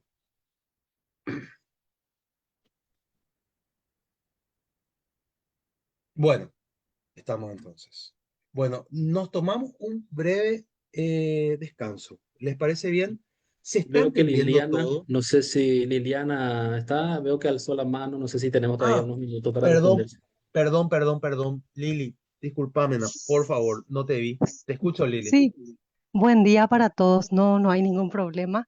Para responder más a tu pregunta, profe, es que así nos enseñaron, así es que tenemos que desaprender y volver a aprender para poder mejorar. Yo creo que por ahí va más bien nuestra situación. Y como yo soy docente, pero del área, bueno, de ambas áreas, de tanto nivel medio y del área universitaria. Y es tal cual, ¿verdad? Que nos enseñaron así y el desaprender, y, ay, no prendí mi cámara, perdón. El No te preocupes, desaprender, Lili. Mm. ok, entonces vamos a apagarlo. El desaprender y volver a aprender cuesta, lleva un proceso, entonces creo que por ahí va el tema. Muchas gracias, profe. Pero, pero, Lili, voy a ser un poquitito más crítico, ¿verdad? Es Sí. decir, permítanme ser un poquitito más crítico, ¿verdad? Y voy a intentar hilar esto de una forma más, de una forma más crítica, de una forma más fina, ¿verdad? El principal problema, es decir, vos podés poner, es decir, vos como profesor, ¿verdad? Vos como profesor, vos como profesora de metodología, vos podés imponer una metodología innovadora en enseñar metodología, ¿verdad? Yo tengo excelentes colegas de sociología que trabajan de una manera espectacular los proyectos de tesis y tesina con sus estudiantes. El profesor José Galeano, Cochi, él es un ejemplo de una persona que trabaja con sus estudiantes de una forma innovadora y prácticamente en 6 meses los chicos y las chicas de los últimos años de sociología, ¡pah! Ya tienen ya prácticamente esa caja negra hecha. ¿Se entiende, verdad? Pero ¿qué es lo que pasa después con ese chico? ¿Qué es lo que pasa después con esa chica que salió de esa clase súper innovadora? Se tiene que enfrentar a un proceso estandarizado, que es el protocolo. Vos si no completás el protocolo de tu institución, sin importar qué universidad sea, sin importar qué facultad sea, tu propio protocolo ya te impone que tenés que hacer pregunta general y preguntas específicas. Objetivo general y objetivo específico. Que sí o sí tenés que hacer una tabla de variabilización de variables, cuando que en verdad, ¿por qué tenés que hacer esa tabla de variables si te estás moviendo en el mundo cualitativo? Y en el mundo cualitativo no existen variables, sino que existen dimensiones de análisis. ¿Se entiende, verdad? Entonces, ¿es la culpa del profe? No es la culpa del profe. ¿Es la culpa del estudiante? No es la culpa del estudiante. Es la culpa del protocolo, ¿verdad? Bueno, vamos a seguir hilando. Atiéndame bien. Entonces vos te vas con él o la directora de investigación y le decís, profe, ¿por qué tenés este protocolo? Vamos a modificar tu protocolo. Sí, te dice, vamos a modificar, pero tenemos que modificar en virtud de las exigencias evaluativas de la NEAES. Entonces te vas a ver la dimensión de la NEAES y es una dimensión súper cerrada de una matriz que se aplica en todas las carreras y te das cuenta de que nadie tiene la culpa, pero todos tienen la culpa. Y que no es solamente problema del profesor, no es solamente problema del alumno, no es solamente problema del protocolo, no es solamente problema de la agencia que evalúa o acredita, sino que en definitiva es un sistema que se está moviendo bajo esta lógica en la que no se deja ciertas particularidades según las realidades de cada una de las carreras para implantar sus propios protocolos. ¿Entendés, compa, cómo lo estoy intentando hilar? No sé si comparten conmigo esta reflexión o no. Vuelvo a decir, Sí, es una reflexión que tengo, intentando hilar de la manera más objetiva posible. Que nadie se enoje. dale, Bueno, gracias, gracias, gracias. 15 minutitos, en 15 minutitos volvemos sin salir.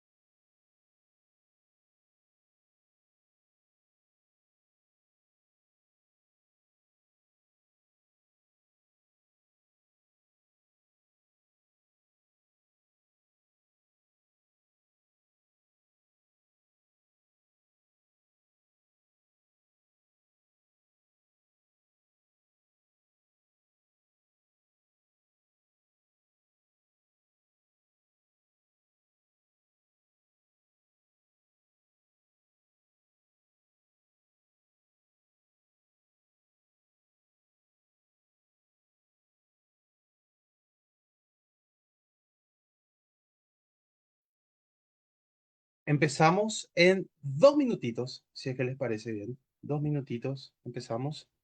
Así que vamos a empezar a adentrarnos lentamente.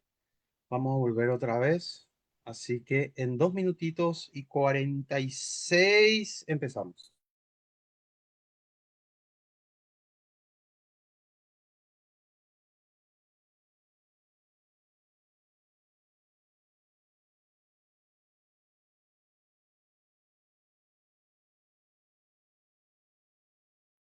Si te parece bien, profe Arnaldo, mientras que nos conectamos, ¿verdad? O mientras que volvemos a nuestra realidad, a lo mejor ya podés empezar si querés a compartir el formulario de inscripción, de certificación y todas esas cuestiones, si te parece bien. Lenta. Entonces nos tomamos 2 minutitos para volver a la dinámica. Excelente, profesor. Eso lo vamos a hacer ahí. Carlos ya me ayudó, ya compartió en el chat el link para que puedan completar su asistencia, por favor, como se ha dado esa instrucción en el correo. Quienes no completen esta planilla no van a acceder al certificado, así que es obligatorio para que podamos hacer ese cruce de control con quienes se han inscrito y los que completen este formulario para poder enviarles después del taller sus respectivos certificados. Así es que ya está en el chat el link de la inscripción, si pueden entrar y completar eso, por favor.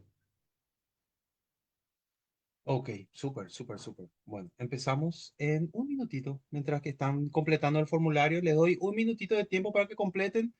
Yo, mientras tanto, voy a ir ya compartiendo otra vez mi pantalla y todas esas cuestiones. Así que tómense 1 minutito de tiempo para completar el formulario, ¿sí? O dos, o lo que sea.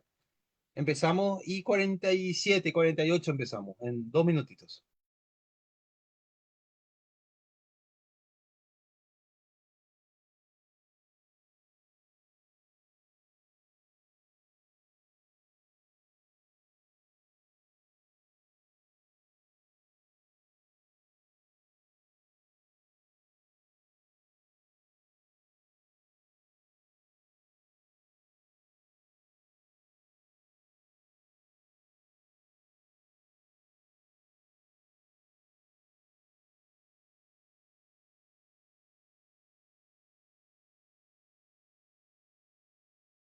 Para las personas que de repente están entrando, el mensaje está anclado, el link del formulario. Cualquier cosa les envío, me pueden escribir al privado también, sin problemas. Pero ya volví a enviar ahí. Gracias.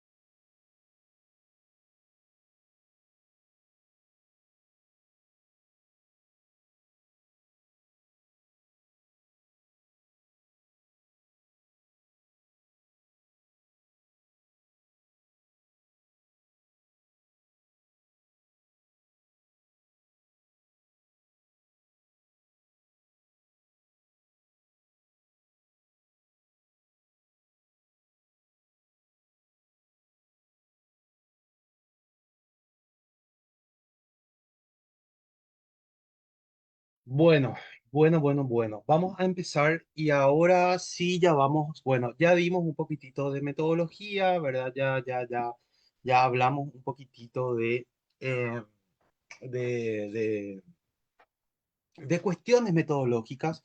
No vamos a abandonar la metodología durante esta segunda parte, durante esta hora que nos queda.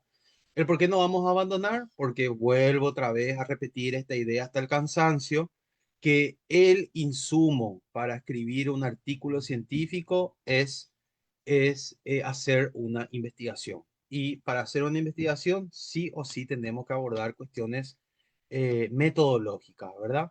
Antes que nada, hay una pregunta ahí que me parece que es sumamente interesante, ¿verdad? ¿Cómo se justifica metodológicamente la inclusión de fenómenos de la cultura popular como Harry Potter o Taylor Swift como objetos de estudios en la elaboración de artículos científicos?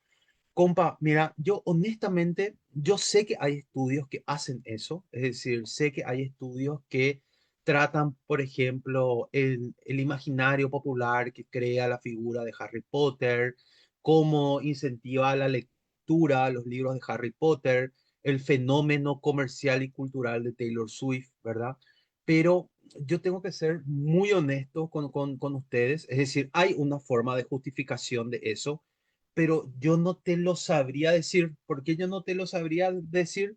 Porque yo no hago estudios culturales, ¿verdad? Es decir, algo súper importante que a lo mejor fue lo primero que tuvimos que haber dicho cuando empezamos este curso, es que hay tantas cosas para decir que es hasta normal que se nos escape algunas cuestiones, ¿verdad? Es que ustedes tienen que fijar una línea de investigación. Es la línea de investigación, compañeros y compañeras, verdad? La línea de investigación es aquel abordaje, aquella parte de la realidad en la que vos te vas convirtiendo en un especialista. Mi línea de investigación es abordar sociológicamente la cuestión del narcotráfico y cómo el narcotráfico modifica, transforma a las comunidades indígenas y campesinas. Esa es mi línea de investigación. Entonces van a ver que todos mis artículos científicos tienen que ver con narcotráfico en comunidad campesina, con narcotráfico en comunidad indígena, narcotráfico como el estructurador social. No van a encontrar un artículo mío a lo mejor que sea pautas culturales de la revista Acción que publican los jesuitas desde el año 1908 hasta hoy. No van a encontrar, ¿verdad? ¿El por qué no van a encontrar? Porque esa no es mi línea de investigación. Lo ideal sería que puedan pensar en una línea de investigación y que esa sea su especialidad. Por ejemplo, y discúlpame, profe, que te ponga como ejemplo, ¿verdad? El profe Miguel Verón tiene una línea de investigación muy marcada, ¿verdad? Que es el guaraní, ¿verdad? Cómo el guaraní se modifica, cómo el guaraní se traduce, cómo el guaraní se escribe, cómo el guaraní se habla. No van a nunca, por ejemplo, a encontrar un artículo del profe Verón que sea mecanismos del narcotráfico en comunidades campesinas. ¿Y por qué no van a encontrar eso? No van a encontrar eso porque esa no es su línea de investigación. Y está bien que sea así. La misma cuestión también del profe Miguel H. No van a nunca, por ejemplo, a encontrar un artículo del profe Miguel H. que esté fuera de su línea de investigación, ¿verdad?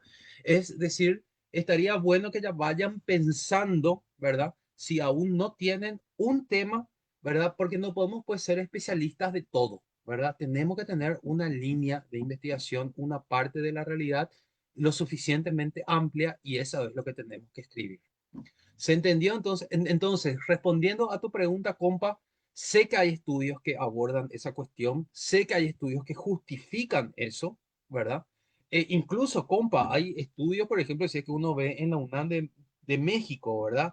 Hay, por ejemplo, estudios sobre el Chavo, ¿verdad? Se entiende, ¿verdad? Sobre Cantinflas, sobre un montón de personajes, ¿verdad? Pero yo, como no es mi línea de investigación específica, estudios culturales, no te sabría responder cómo se justifica eso. A lo mejor tengo una idea, pero no es pues mi especialidad. ¿Se entendió entonces más o menos la importancia de la línea de investigación en este punto? ¿Sí? Bueno, em, Perfecto.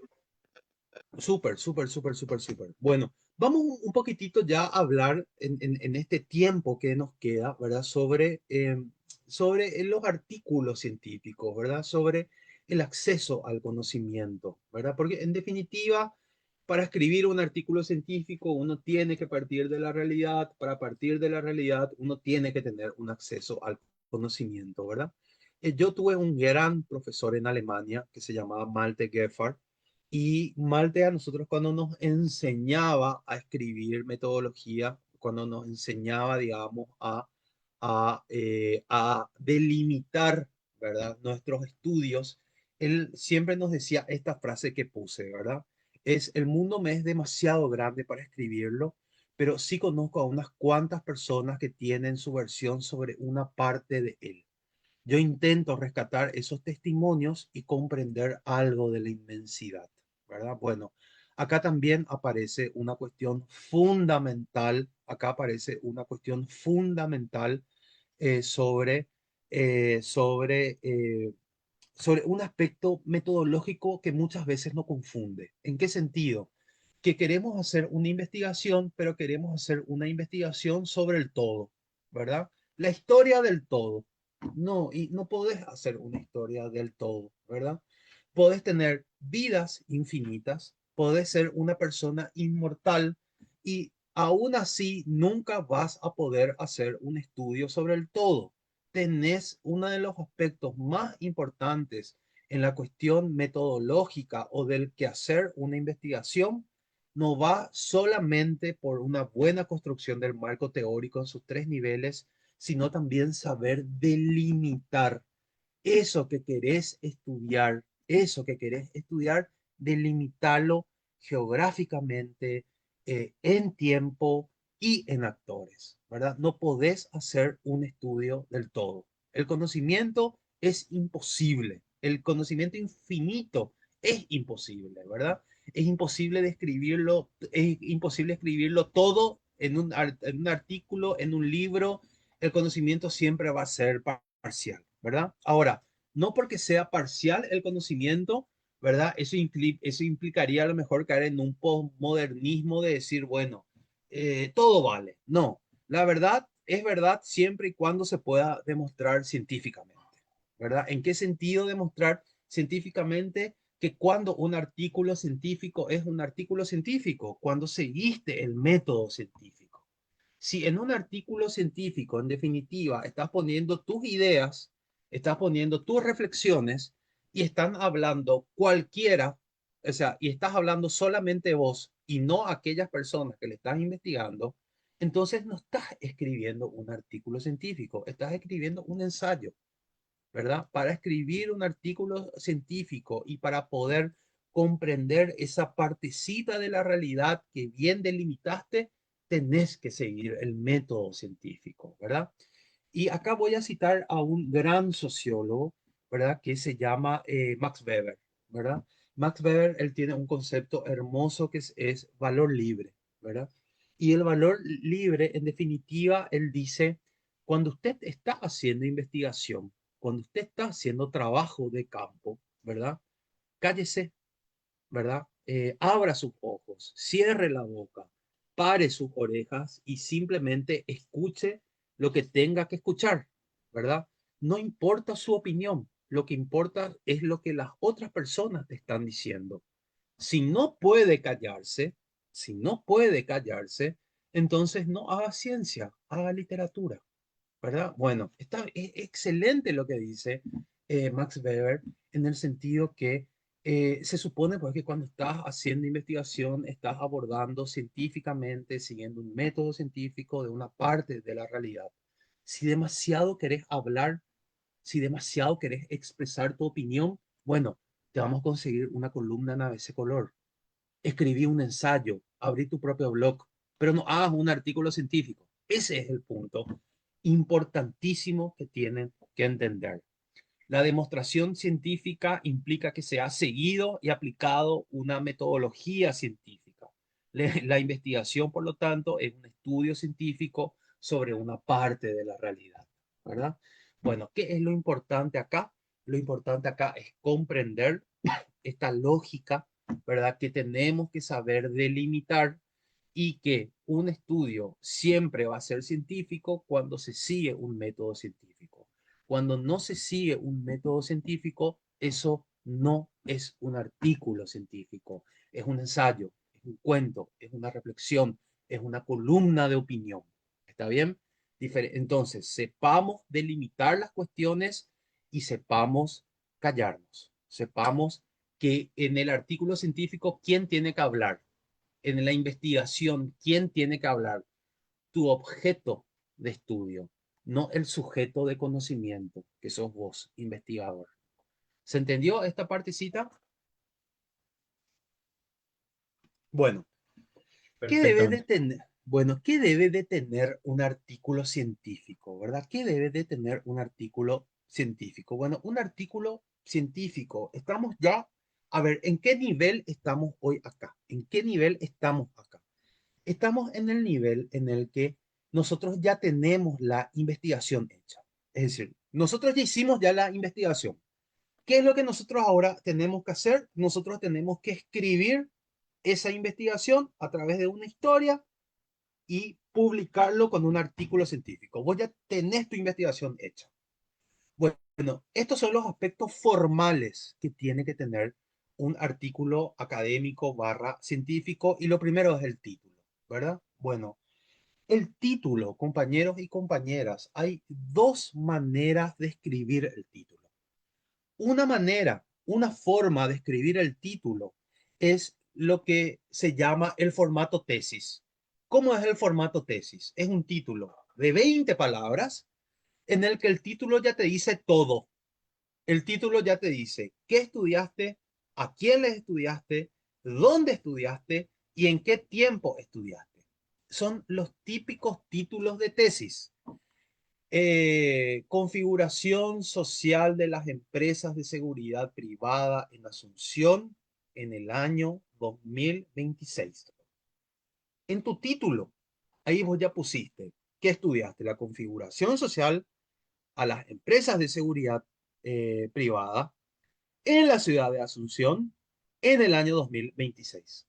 Esa es la forma más tradicional de hacer un título, ¿verdad? Que es lo que llaman la gente título en formato tesis. Es un título largo en el que ya pones tu objeto, tu concepto, tu tiempo y tu lugar. Los franceses, sin embargo, ellos dicen, espera un poco, vos tenés una idea que querés transmitir. Bueno, entonces jugá con tu título y jugá con tu subtítulo. Que tu título sea la idea de tu trabajo y que tu subtítulo cuente qué investigaste, a quién investigaste, dónde investigaste y en qué tiempo investigaste. Es decir, si en ese estudio que hiciste sobre, sobre la configuración social de la seguridad privada desde la perspectiva de los dueños de las empresas de Asunción en el año 2025, ¿verdad? Entonces, vos de esa idea, vos podés, por ejemplo, agarrar y sacar que los dueños de las empresas de seguridad privada, ¿qué quieren? Quieren solamente ganar plata, que no les interesa la seguridad. Ellos lo único que quieren es ganar plata. Entonces, el título de tu artículo científico puede ser Solo queremos ganar plata. Y como tu subtítulo pones configuración social de las empresas de seguridad privada desde la perspectiva de los dueños, Asunción 2026. Entonces, ¿qué es lo que pasa? ¿Verdad?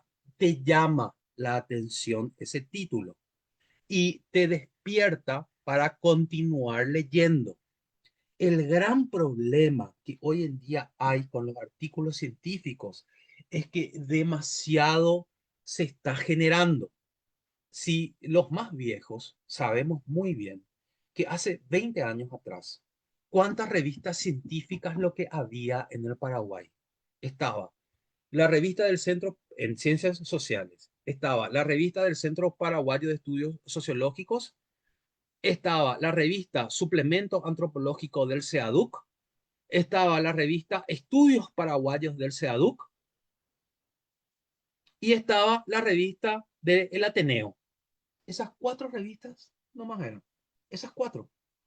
No había más. No había más.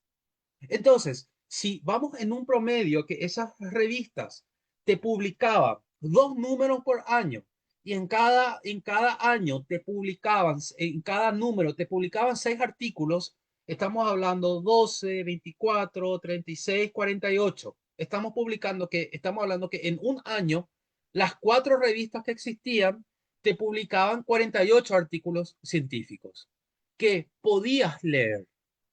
Bueno, hoy en día, ¿saben cuántas revistas científicas tiene el Paraguay en la plataforma Latindex 1.0? 120 revistas. 120 revistas. Bueno, ¿es posible leer todos los artículos que te publican esas 120 revistas? Es imposible. Imposible. Entonces, ahí es cuando los franceses dicen, Hace un título que llame la atención de tu espectador. Si estás estudiando la cultura represiva de la Policía Nacional que se mantiene desde época de Stroessner, entonces podés llamarle a tu artículo científico, no sé, el pasado que se resiste a morir.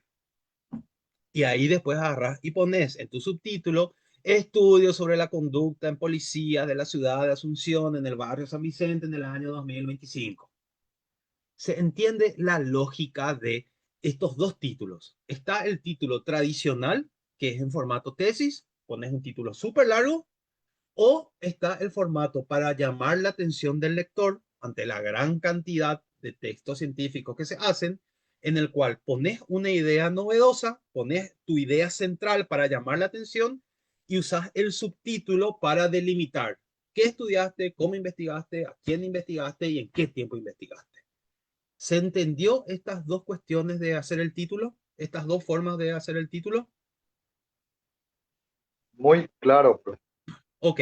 ¿El artículo académico siempre tiene que estar relacionado a una investigación o a una tesis? Sí, sí o sí. Siempre tiene que estar relacionado a una investigación o a una tesis.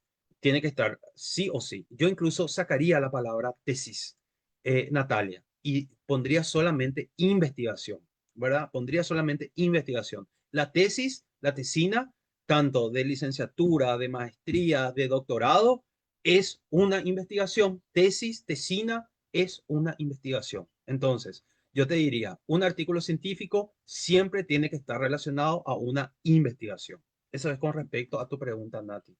Después, profesor Peris, ¿hay teorías específicas de investigación para cada campo? Claro que hay. Ese justamente es el nivel de abstracción de la teoría en tres niveles, ¿verdad? En el nivel de los paradigmas, en el nivel de las teorías generales y en el nivel de las teorías específicas, ¿verdad? La investigación sobre algún profesional, sobre un sociólogo, por ejemplo, ¿en qué sentido, Eusebio? ¿Sobre qué estudian los sociólogos o sobre si es que se investigó sobre la vida de un sociólogo? Bueno, las dos preguntas te puedo agarrar y responder.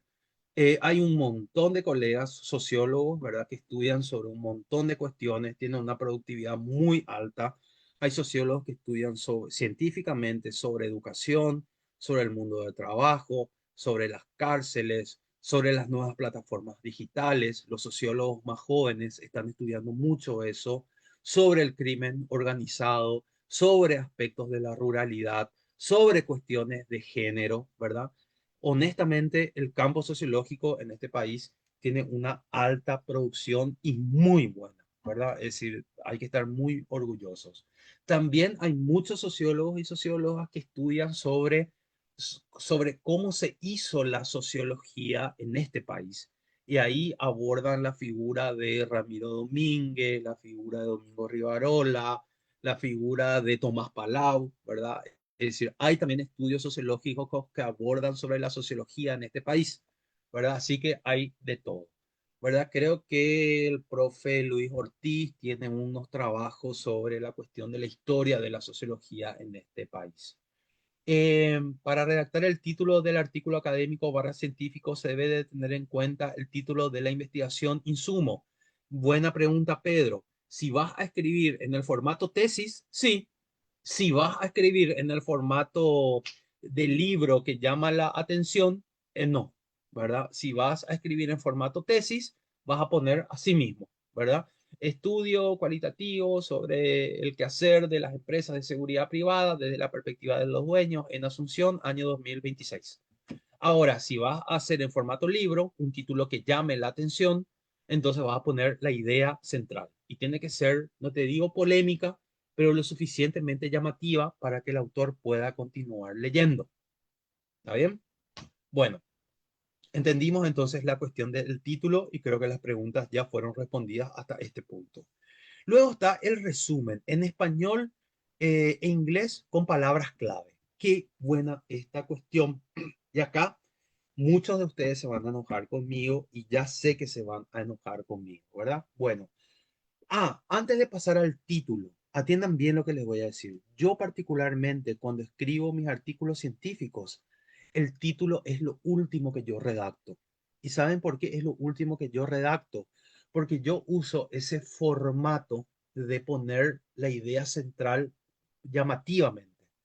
Y para poder escribir la idea central llamativamente, tengo primero entonces que tener todo escrito en mi artículo. Entonces, primero escribo mi artículo y después escribo el resumen y después escribo el título. ¿Entienden cómo yo trabajo, verdad? Pero eso es porque yo tengo ese formato de poner el que sea un título llamativo de la idea central. Para eso, ¿qué tenés que tener hecho? Para eso tenés que tener hecho todo ya el artículo. Si querés que tu título sea en formato tesis, donde pones todo, entonces el título puede ser ya lo primero que escribas. ¿Ok? Bueno, ¿qué es el resumen? El resumen es un párrafo entre 150 y 250 palabras en el cual vos tenés que escribir en ese párrafo qué investigaste, por qué investigaste, a quiénes le investigaste, cuáles fueron las teorías que usaste y cuáles son tus principales hallazgos. Es decir, en un resumen, te dice bien la palabra, en un resumen, vos tenés que escribir, ¿verdad? En 150 a 250 palabras, vos tenés que resumir tu artículo en todos los sentidos. Metodológicamente, conceptualmente eh, eh, y en resultados. ¿Se entiende? ¿Verdad? Y de ahí después salen las palabras claves. Las palabras claves, ¿qué son? Son los conceptos. Entiéndase, si estudiaste narcotráfico en comunidades campesinas de Concepción, entonces tu palabras claves va a ser narcotráfico, comunidades campesinas, Paraguay, Concepción. Se entiende, ¿verdad? Es decir, el resumen es, vos tenés que resumir todo tu artículo en un párrafo entre 150 a 250 palabras. Tú, eh, tú, tus palabras claves son los conceptos, ¿verdad? Claves. Son eso que va a, son las ideas claves que leyendo esas 5 o 6 palabras clave te va a guiar durante todo el trabajo. Vuelvo en una pregunta muy recurrente en este punto, que la gente te dice mucho, ¿verdad? Te dice mucho, pero profe, yo quiero usar el concepto de orden clandestino. Entonces, eso significa que mis palabras claves tienen que ser orden, coma, clandestino, coma, narcotráfico, coma, indígenas, coma, Paraguay. No, orden clandestino, como es un concepto, se considera una palabra clave. Entonces sería orden clandestino, narcotráfico como segunda palabra clave, como tercera palabra clave sería comunidades indígenas, como cuarta palabra clave sería Alto Paraguay y como quinta palabra clave sería Paraguay.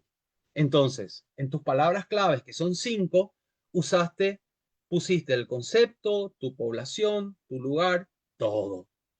¿Se entendió? ¿Cuántas palabras claves más o menos se suelen publicar en un artículo científico? Si hablamos que un resumen se escribe entre 150 a 250 palabras, lo normal es que las palabras claves sean 5, ¿ok? Sean 5. Eso es lo normal, lo estandarizado. Algo súper importante, compañeros y compañeras. Todo es injusto, es injusto, pero el lenguaje de la ciencia es el inglés. Es injusto para los que hablan guaraní, para los que hablan francés, para los que hablan español, para los que hablan cualquier otra lengua. Pero si hay algo que cada vez está más definido, es que el lenguaje de la ciencia es en inglés. ¿Eso qué significa, compañeros y compañeras? Eso significa que en un 85% todas las revistas te piden que tu título, que tu resumen y que tus palabras claves estén en esos 3 idiomas. Perdón, esté sí o sí también en inglés. Lo que suelen hacer muchas revistas multiculturales, que por ejemplo te publican artículos en lenguas nativas, es, te piden en español, te piden en guaraní y te piden en inglés. Entonces, tenés que hacer tu título en inglés, español y guaraní, tu resumen en inglés, en español y en guaraní, y tus palabras claves en inglés, en español y en guaraní, ¿verdad? Pero no podemos zafar de el inglés, de verdad. Lastimosamente, el inglés es el lenguaje de la ciencia y se te está pidiendo prácticamente en un 90% que por lo menos estas tres cuestiones, título, resumen y palabras clave, tengas que escribir en inglés sí o sí. Muy bien, ¿se entendió? Completamente. Ok. Habrá una segunda parte de este tipo de taller. Mira, Pedro, yo no trabajo en la Secretaría de Políticas Lingüísticas, ¿verdad? Yo estoy acá como invitado, ¿verdad? Esa es una pregunta que a lo mejor le podemos hacerle a la Secretaría de Políticas Lingüísticas. Ahora, si quieren, en el mes de agosto, no en el mes de mayo, no en el mes de junio, no en el mes de julio, en el mes de agosto podemos hacer otro curso sobre la búsqueda de información a través de base de datos. Es decir, cómo buscar artículos, o podemos hacer eso. También, si quieren, podemos hacer un curso o una charla sobre cómo usar la IA, sobre cómo usar la IA, ¿verdad? Yo también, hay una manera ética de usar la IA, compas. Bueno, podemos también hacer un curso sobre búsqueda de bases de datos y sobre IA. ¿Está bien? Sí, también podemos también hablar de la revista Q1, revista Q2, pero les vuelvo a decir, mi disponibilidad de tiempo está en agosto y septiembre, así que yo no tengo ningún problema, pero en ese tiempo, ¿ok?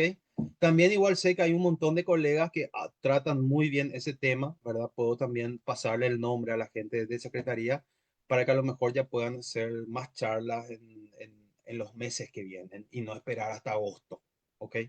Así que yo estoy a disposición, pero a partir del mes de agosto.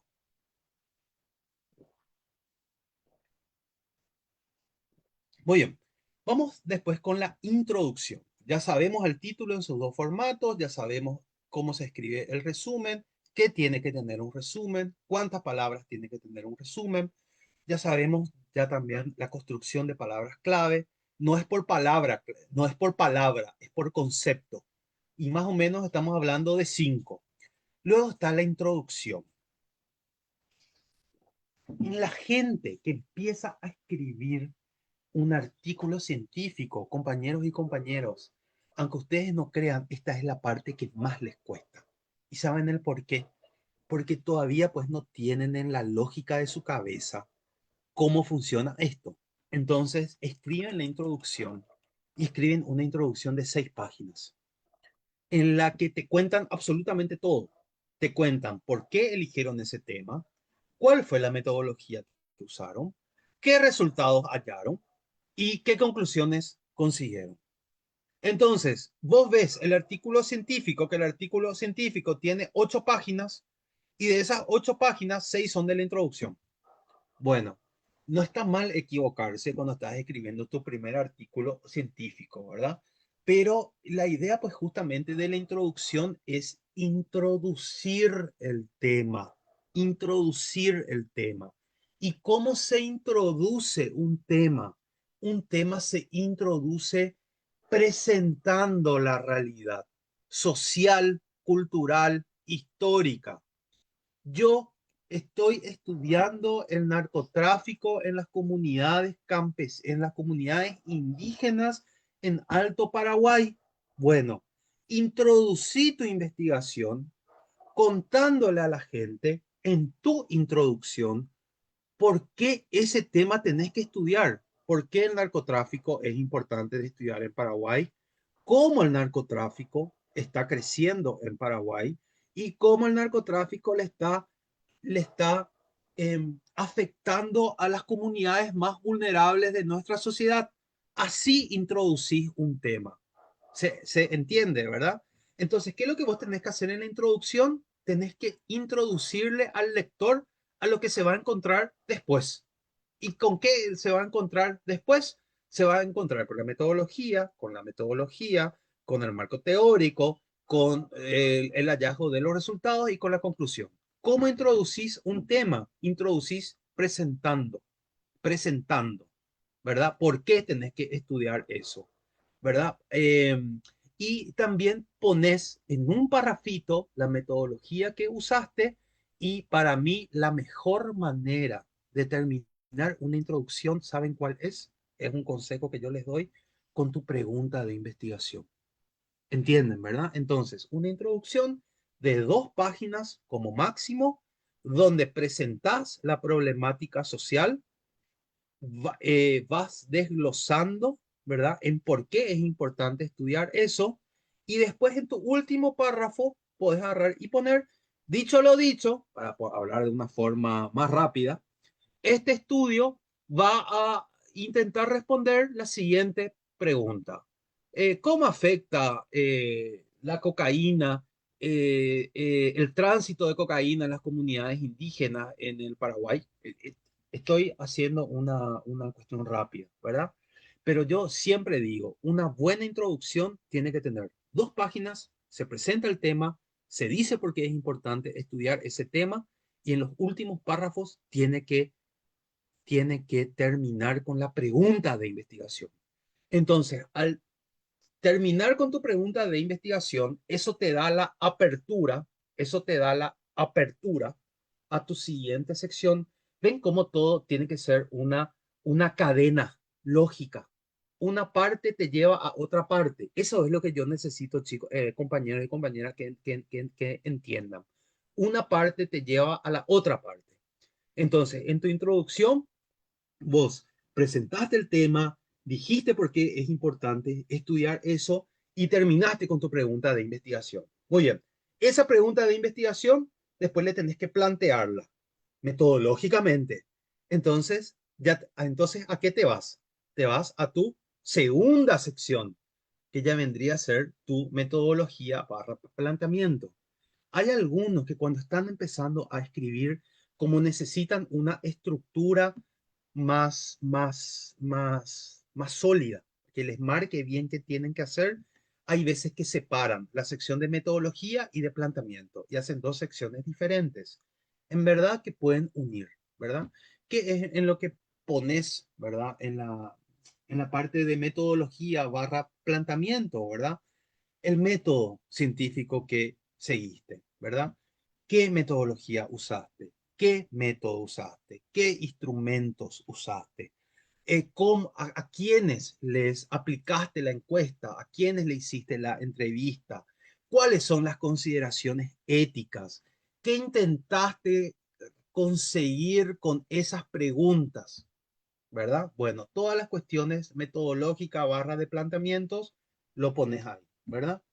Luego están ya los conceptos teóricos, ¿verdad? Que ya vendría a ser la parte de la teoría específica que van a ser los conceptos que vas a usar durante todo tu trabajo, ¿verdad? Es decir, bajo la mirada de la teoría, ¿cómo lo hacemos, ¿verdad? Y acá hay así una pregunta que dice, ¿se empieza a investigar primero con la realidad o primero con la teoría? Bueno, nosotros y yo particularmente digo, primero se empieza a estudiar con un problema de la realidad que intentas comprender y luego se hace el corpus teórico que te ayuda a tener tu pregunta de investigación y delimitar los otros objetos. ¿Ok?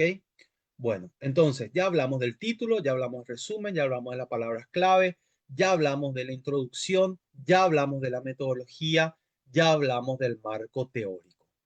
En este punto, ¿hay alguna pregunta, duda, queja, aclaración? Bueno, a ver, rápidamente, sobre todo cómo usar la IA sin problema.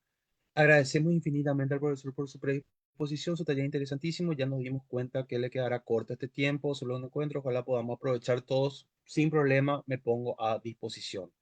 Buena idea lo de la pregunta principal, que haya continuidad. Perfecto, yo estoy para ayudar sin problema. Bueno, entonces ya tenemos el título, ya tenemos el resumen, ya tenemos la introducción, ya tenemos la metodología, ya tenemos los conceptos teóricos. ¿Qué es lo que viene después? Lo que viene después ya es el desarrollo, ¿verdad? La exposición de los resultados. Se tratan de los principales puntos que se desean explicar. La caja negra del trabajo está aquí. Puede dividirse, de hecho, o si se tiene que hacer según las subpreguntas de investigación, objetivo específico o algún otro esquema, ya antes explicado en la sección de planteamiento o introducción. Bueno, me voy a tomar un tiempo para explicarles esto. Y esto, compañeros y compañeras, yo necesito que me entiendan. ¿Está bien? Voy a dejar de compartir mi pantalla por un momento. Voy a dejar de compartir mi pantalla por un momento. Voy a abrir otra cosa y vamos un poquitito a improvisar. ¿Está bien? Voy a volver otra vez a compartir mi pantalla. Bueno, todos están viendo el Paint, ¿verdad? ¿Es correcto? ¿Todos están viendo el Paint? Sí, vemos, profesor. Ok, Sí bueno, vemos. bueno, atiéndanme bien acá, compas, por favor. Bueno, este círculo que estoy haciendo acá, este círculo que estoy haciendo acá, es tu pregunta de investigación o tu objetivo general. ¿Me siguen, verdad? Bueno, ¿cuál es el problema de tu pregunta de investigación o de tu objetivo general? Que no lo podés responder, que no lo podés hacer de una sola forma. Para poder contestar tu pregunta de investigación, para poder hacer tu objetivo, cumplir con tu objetivo de investigación, lo tenés que cumplir, lo tenés que dividir en partes. Me siguen acá, ¿verdad? Entonces, si yo lo divido en dos partes, ¿cuántos objetivos o cuántas subpreguntas de investigación tengo? Tengo dos. ¿Se entiende, verdad? Cuando cumplo con este objetivo de investigación, estoy respondiendo esta partecita de la pregunta. Y cuando cumplo con este objetivo de investigación, con este segundo, estoy respondiendo a la segunda parte de la pregunta. Vamos, por ejemplo, a suponer de que no divida en dos, sino que divida en cuatro. ¿Eso qué significa, compañeros? Eso significa que tengo cuatro subpreguntas de investigación o cuatro objetivos específicos. ¿Me siguen hasta este punto, sí o no? ¿Me siguen? Sí, Bueno, señor. si yo contesto este objetivo o esta subpregunta de investigación con el método cuantitativo, este con el método cuantitativo, este con el método cuantitativo y este con el método cuantitativo, ¿qué investigación tengo? Tengo una investigación cuantitativa. Si por el lado contrario yo contesto los cuatro objetivos cualitativamente hablando, tengo una metodología cualitativa. Ahora, ¿qué pasa? ¿Qué pasa si el objetivo 1 o subpregunta 1 contesto cualitativamente? Lo mismo es con el 2, lo mismo es con el 3, pero este objetivo 4 o subpregunta 4 hago cuantitativamente. ¿Qué tipo de estudio tengo? Ahí tengo lo que la gente dice, el estudio mixto. Bueno, ¿quién es el que te tiene que marcar? ¿Quién es el que te tiene que marcar si es cualitativo, cuantitativo o mixto? La manera como haces para cumplir cada uno de tus objetivos específicos o dicho de otra forma, para contestar tus subpreguntas de investigación. Entonces, ¿se entendió esta parte? Clarísima. Bueno, si ya tenemos el título, si ya tenemos el título, si ya tenemos el resumen, si ya tenemos la introducción, si ya tenemos la metodología y el planteamiento, si ya tenemos el marco teórico, ¿a qué ahora hay que pasar? Ahora a lo que tenemos que pasar es al desarrollo, es a esto es lo que tenemos que pasar. Bueno, hay algunas revistas que ya te dicen luego ya. En la parte de tu desarrollo, vos tenés que poner resultados. Entonces, en 4, 5, 6 páginas, tenés ya que escribir todos los resultados que conseguiste. Pero hay algunas revistas que te dejan abierta esa posibilidad. Hace el desarrollo como vos quieras. Entonces, ¿cómo es la mejor forma de hacer así un desarrollo? La parte de tus resultados vas a dividir en tus objetivos generales o en tus subpreguntas que te marcaste. Entonces, si es que en tu artículo científico te planteaste 4 objetivos específicos, entonces tenés que tener 4 subsecciones dentro de tu desarrollo en el que se aborde cada uno de los objetivos específicos. ¿Se entiende hasta acá? ¿Sí? Bueno, muy bien. Particularmente, yo les digo, en un artículo científico tienen muy pocas páginas. Tienen 15 páginas, 20 páginas. En el sistema anglosajón tienen 10 páginas, 12 páginas. Se pueden desarrollar 4 objetivos específicos en 15 páginas. No. Entonces, atiendan bien lo que acá les voy a decir. Hagan que si tienen una investigación que tuvo 4 objetivos específicos, hagan un artículo científico en el que aborden el objetivo 1 y el objetivo 2. Y después hagan otro artículo científico en el que aborden el objetivo 3 y el objetivo 4. ¿Se entendió o no se entendió esta parte? Muy bien. Sí, muy Muy, claro, muy claro. muy clarito, ¿verdad? Muy clarito. Vuelve otra vez a aparecer la cuestión de saber delimitar. Vuelve otra vez. Si tenés una tesis doctoral, ¿cuántos objetivos específicos puede llegar a tener una tesis doctoral? 5, 6. Una tesis de grado, bien hecha. 3. Una tesis de maestría. 4, ¿verdad? Bueno, de una tesis de maestría, de una tesis de grado, puede salir un artículo científico. De una tesis de maestría pueden salir 2 a 3 artículos científicos. Y de una tesis de doctorado pueden salir 3 a 5 artículos científicos según la cantidad de objetivos que tenés. Pero no me hagas un artículo científico en el que me pones todos los objetivos. Delimita. ¿Se entiende este punto? Muy bien. Entonces, ¿cómo se estructura? Entonces, ¿cómo se estructura la sección de desarrollo en un artículo científico?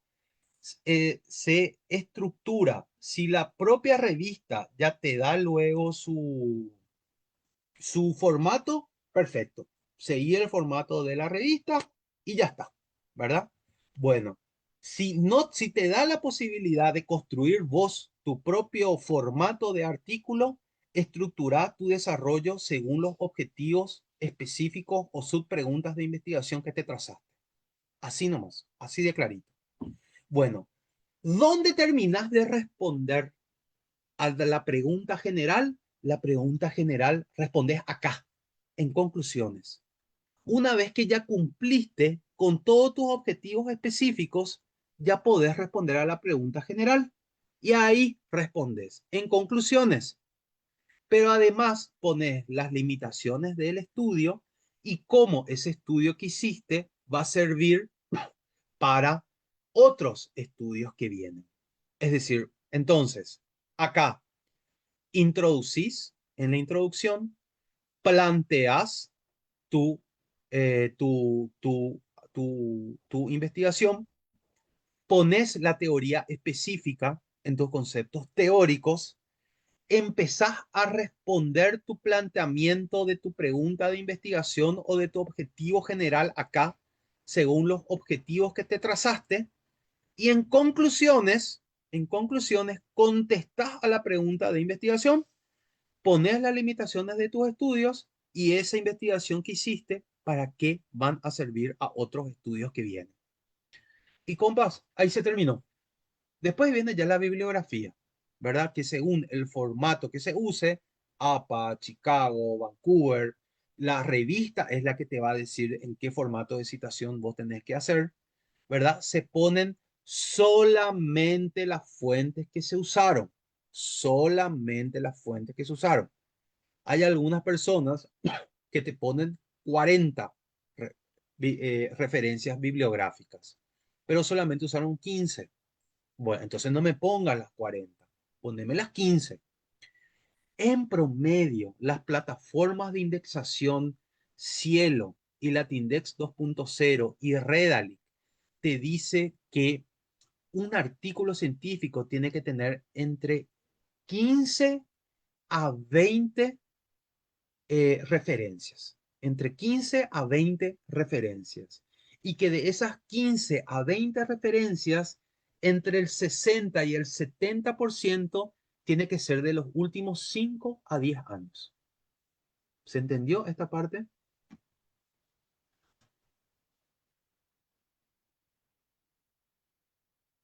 Muy bien.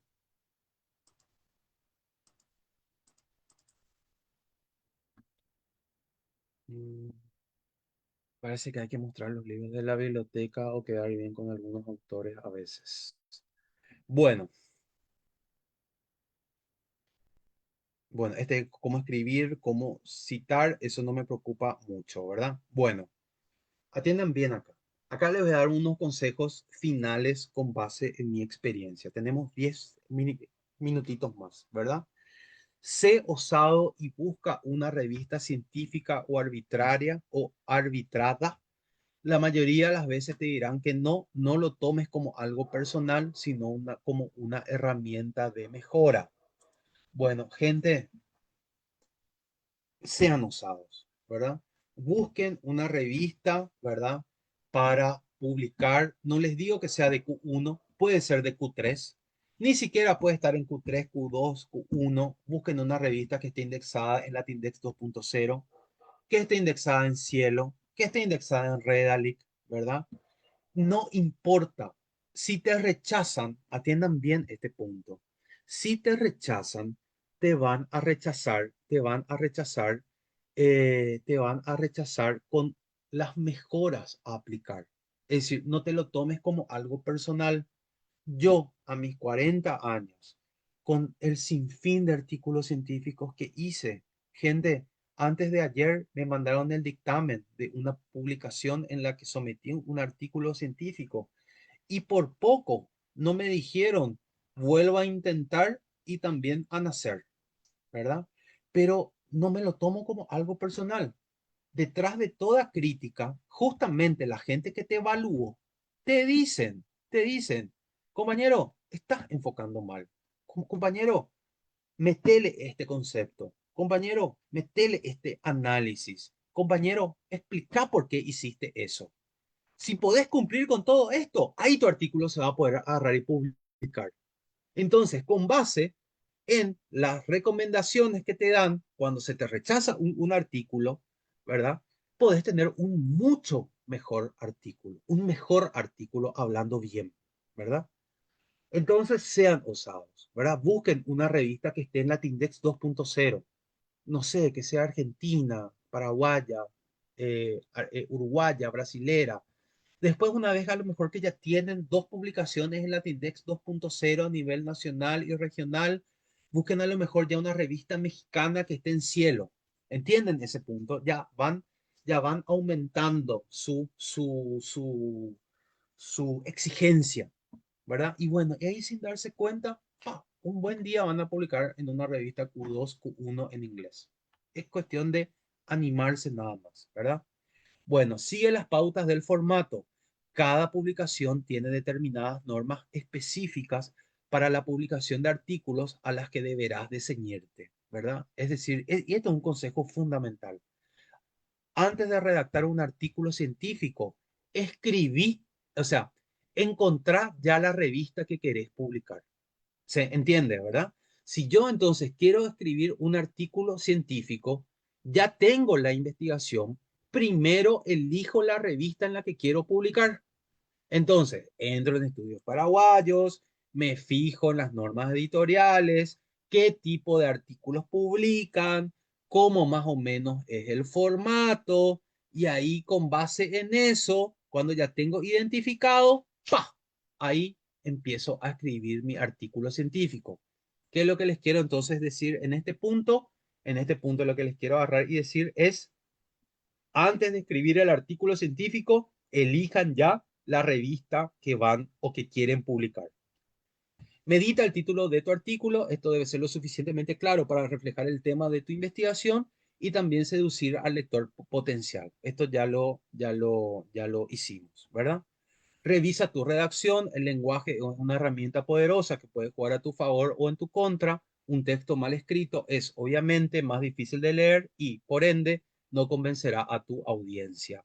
Selecciona la información general, generalmente la central. Generalmente, un artículo científico está limitado a unas pocas páginas, así que es vital que la información más importante e interesante esté presente. Lo que yo les puse acá esto que acabamos de leer, ¿saben qué es? Esto, compañeros, la historia. Ustedes tienen que contar una historia, pero esa historia tiene que estar bien delimitada. Bueno, bien delimitada, que sea claro qué estás investigando, cómo estás investigando, cómo lo investigaste, cuáles son los resultados. Partes claras. Partes claras es en definitiva mejor, ¿verdad? Ten cuidado con no abusar de las tablas y figuras. Es cierto que una imagen dice más que 1000 palabras, pero no abuses. Si incluyes demasiadas imágenes, tu lector dejará de prestarles atención. Bueno, esto, por ejemplo, es una de las cosas que a mí más me duele cuando leo un artículo científico. Llegan a la parte de resultados y es tabla 1, tabla 2, tabla 3, tabla 4, imagen 1, imagen 2, tabla 6. Y son 3 páginas en que lo único que ves es tabla e imágenes. Pero nadie te explica esa tabla, nadie te explica esa imagen. Hacele a hablar a tus imágenes, hacele a hablar a tus tablas. Y no abuses. Respeta la estructura. Un artículo científico tiene una estructura muy marcada en la que cada parte debe desarrollar un tipo específico de contenido. No me hables en tu introducción de tus conclusiones. No me hables en tu metodología de tu marco teórico. No, seguí cada parte.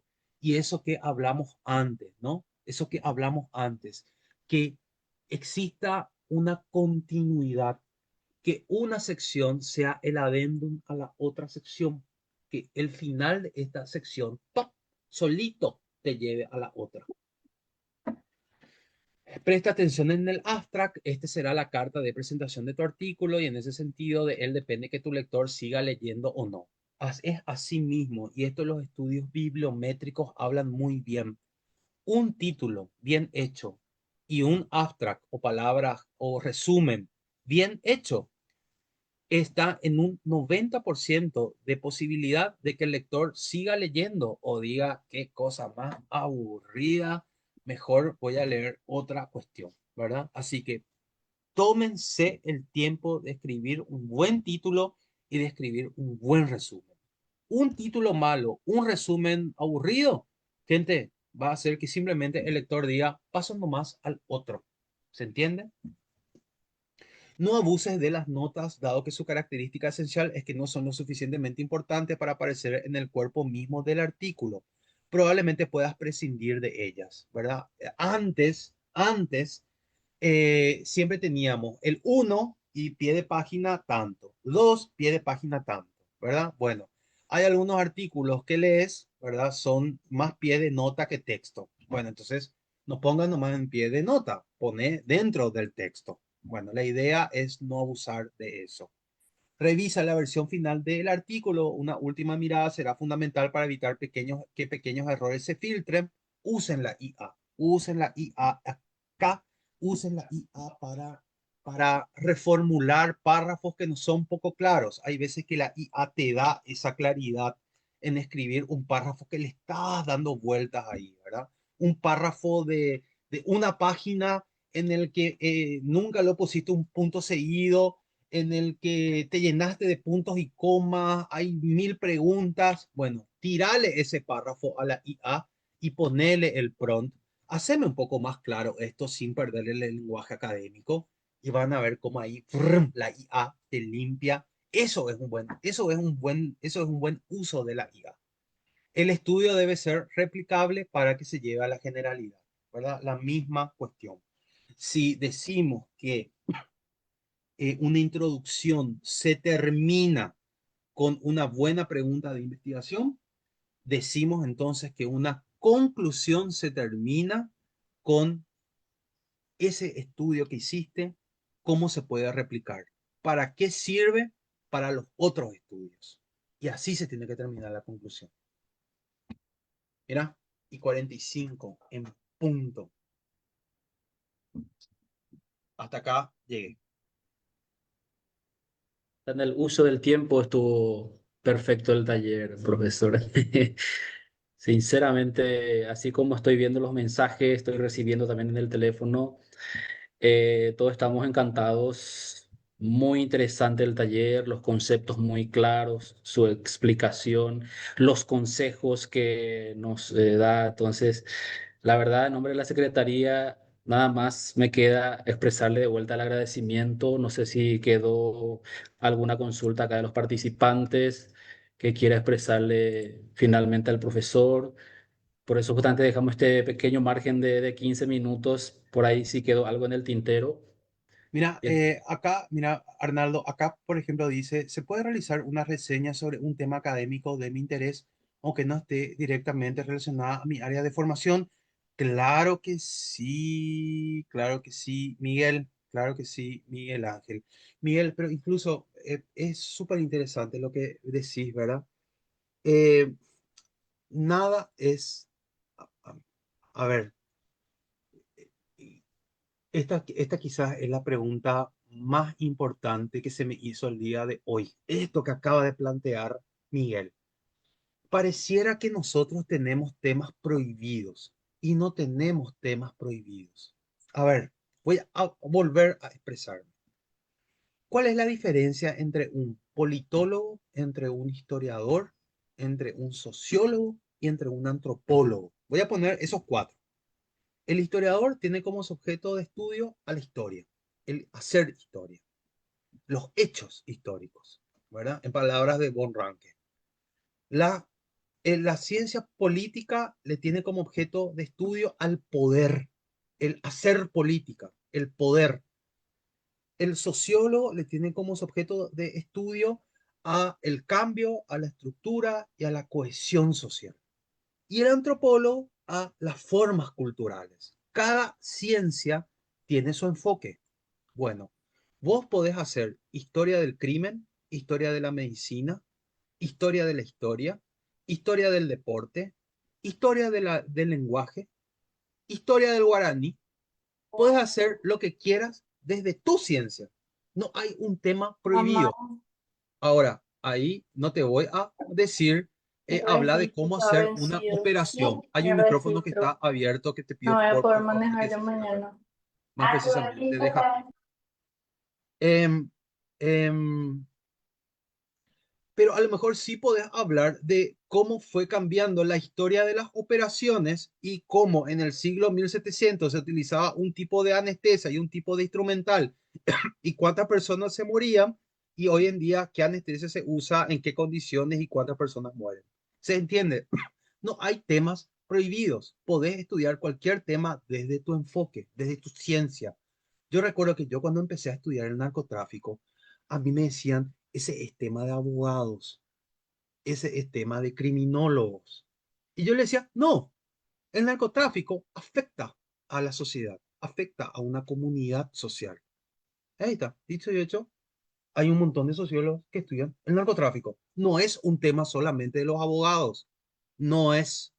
Y justamente está bien que no sea, porque el abogado estudia el narcotráfico desde las leyes, el sociólogo desde la configuración social, el antropólogo estudia el narcotráfico como una manifestación cultural y el historiador desde un fenómeno histórico que cambió con el tiempo y el politólogo desde la narcopolítica. ¿Entienden ese punto? No hay un tema prohibido. Bueno, discúlpenme que me enoje, pero me emocionan este tema. Eh, Discúlpame, profe. Un sí, ratito sobre ese punto quería comentar nomás algo. Yo recuerdo que a mí se me rechazó mi tesina por un tema, licenciatura en letras. Yo quería abordar desde la semiótica un texto teológico y me sí. rechazaron porque dijeron, se basaron en decir que yo no soy monja y no estoy en un seminario, ¿verdad? Entonces automáticamente me rechazaron y yo tuve que buscar otros temas, ¿verdad? Ahí, por ejemplo, ¿cómo hacer si querés abordar ese tema, pero la institución en sí no te rechaza?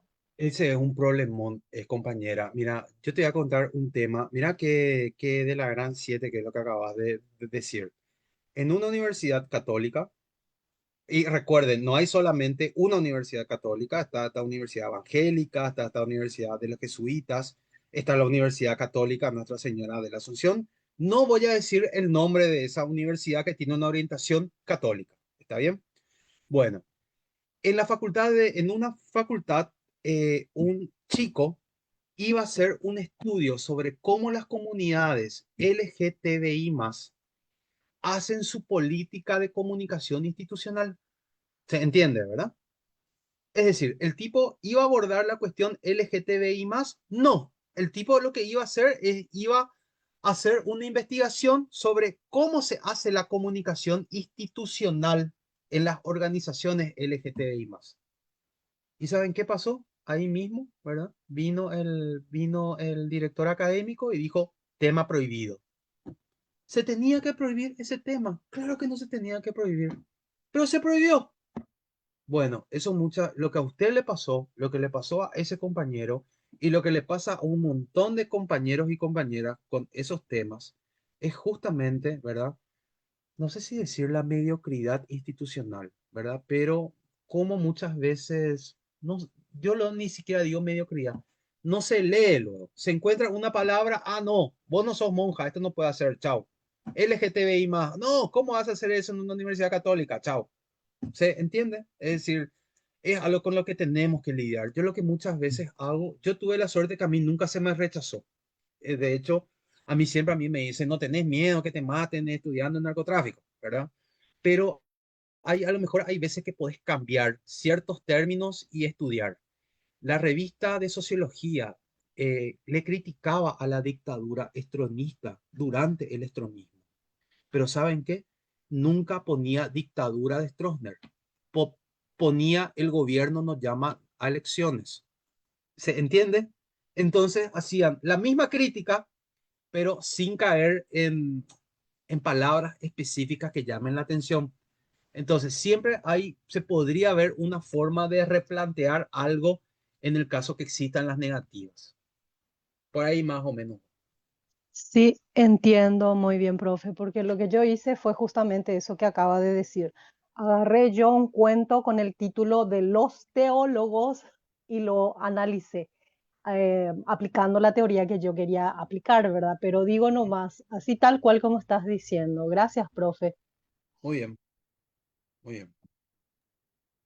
Bueno, hasta acá Gracias de llegamos. nuevo. Quiero pedirle a Carlos que nos proyecte el certificado, que le vamos a hacer una entrega simbólica a nuestro panelista y agradecerle de vuelta en nombre de la Secretaría de Políticas Lingüísticas por esta predisposición. Les cuento a los participantes que el doctor Carlos Pérez accedió a nuestro pedido de manera totalmente voluntaria y desinteresada. Entonces, infinitas gracias en nombre de la Secretaría de Políticas Lingüísticas por este tiempo que compartió con nosotros, sus conocimientos, su sabiduría, su experiencia de trabajo en esta área.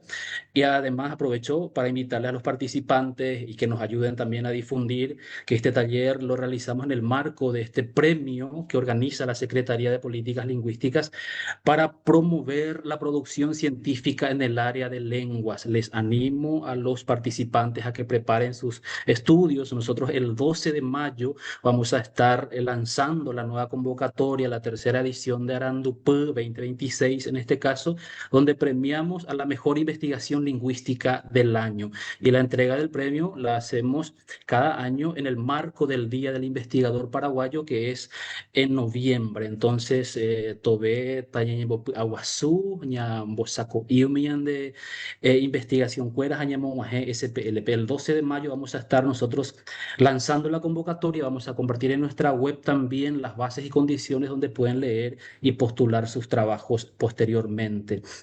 Así es que, señor Carlos Peris, le entregamos Cobaco Cuatia Atasco certificado por haber desarrollado el taller virtual Redacción Científica en Ciencias Sociales y Humanidades, organizado por la Secretaría de Políticas Lingüísticas en fecha 25 de abril.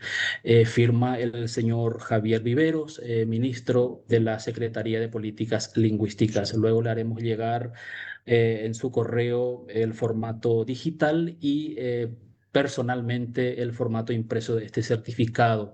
Oreaguye Betellen de Caraiguazú, muchísimas gracias de nuevo. Muy bien, un gusto y a las órdenes. Estamos a las órdenes siempre, ¿eh? Bueno, chao compañeros, chao Gracias. compañeras. Muchas Un gusto. gracias. Hasta luego.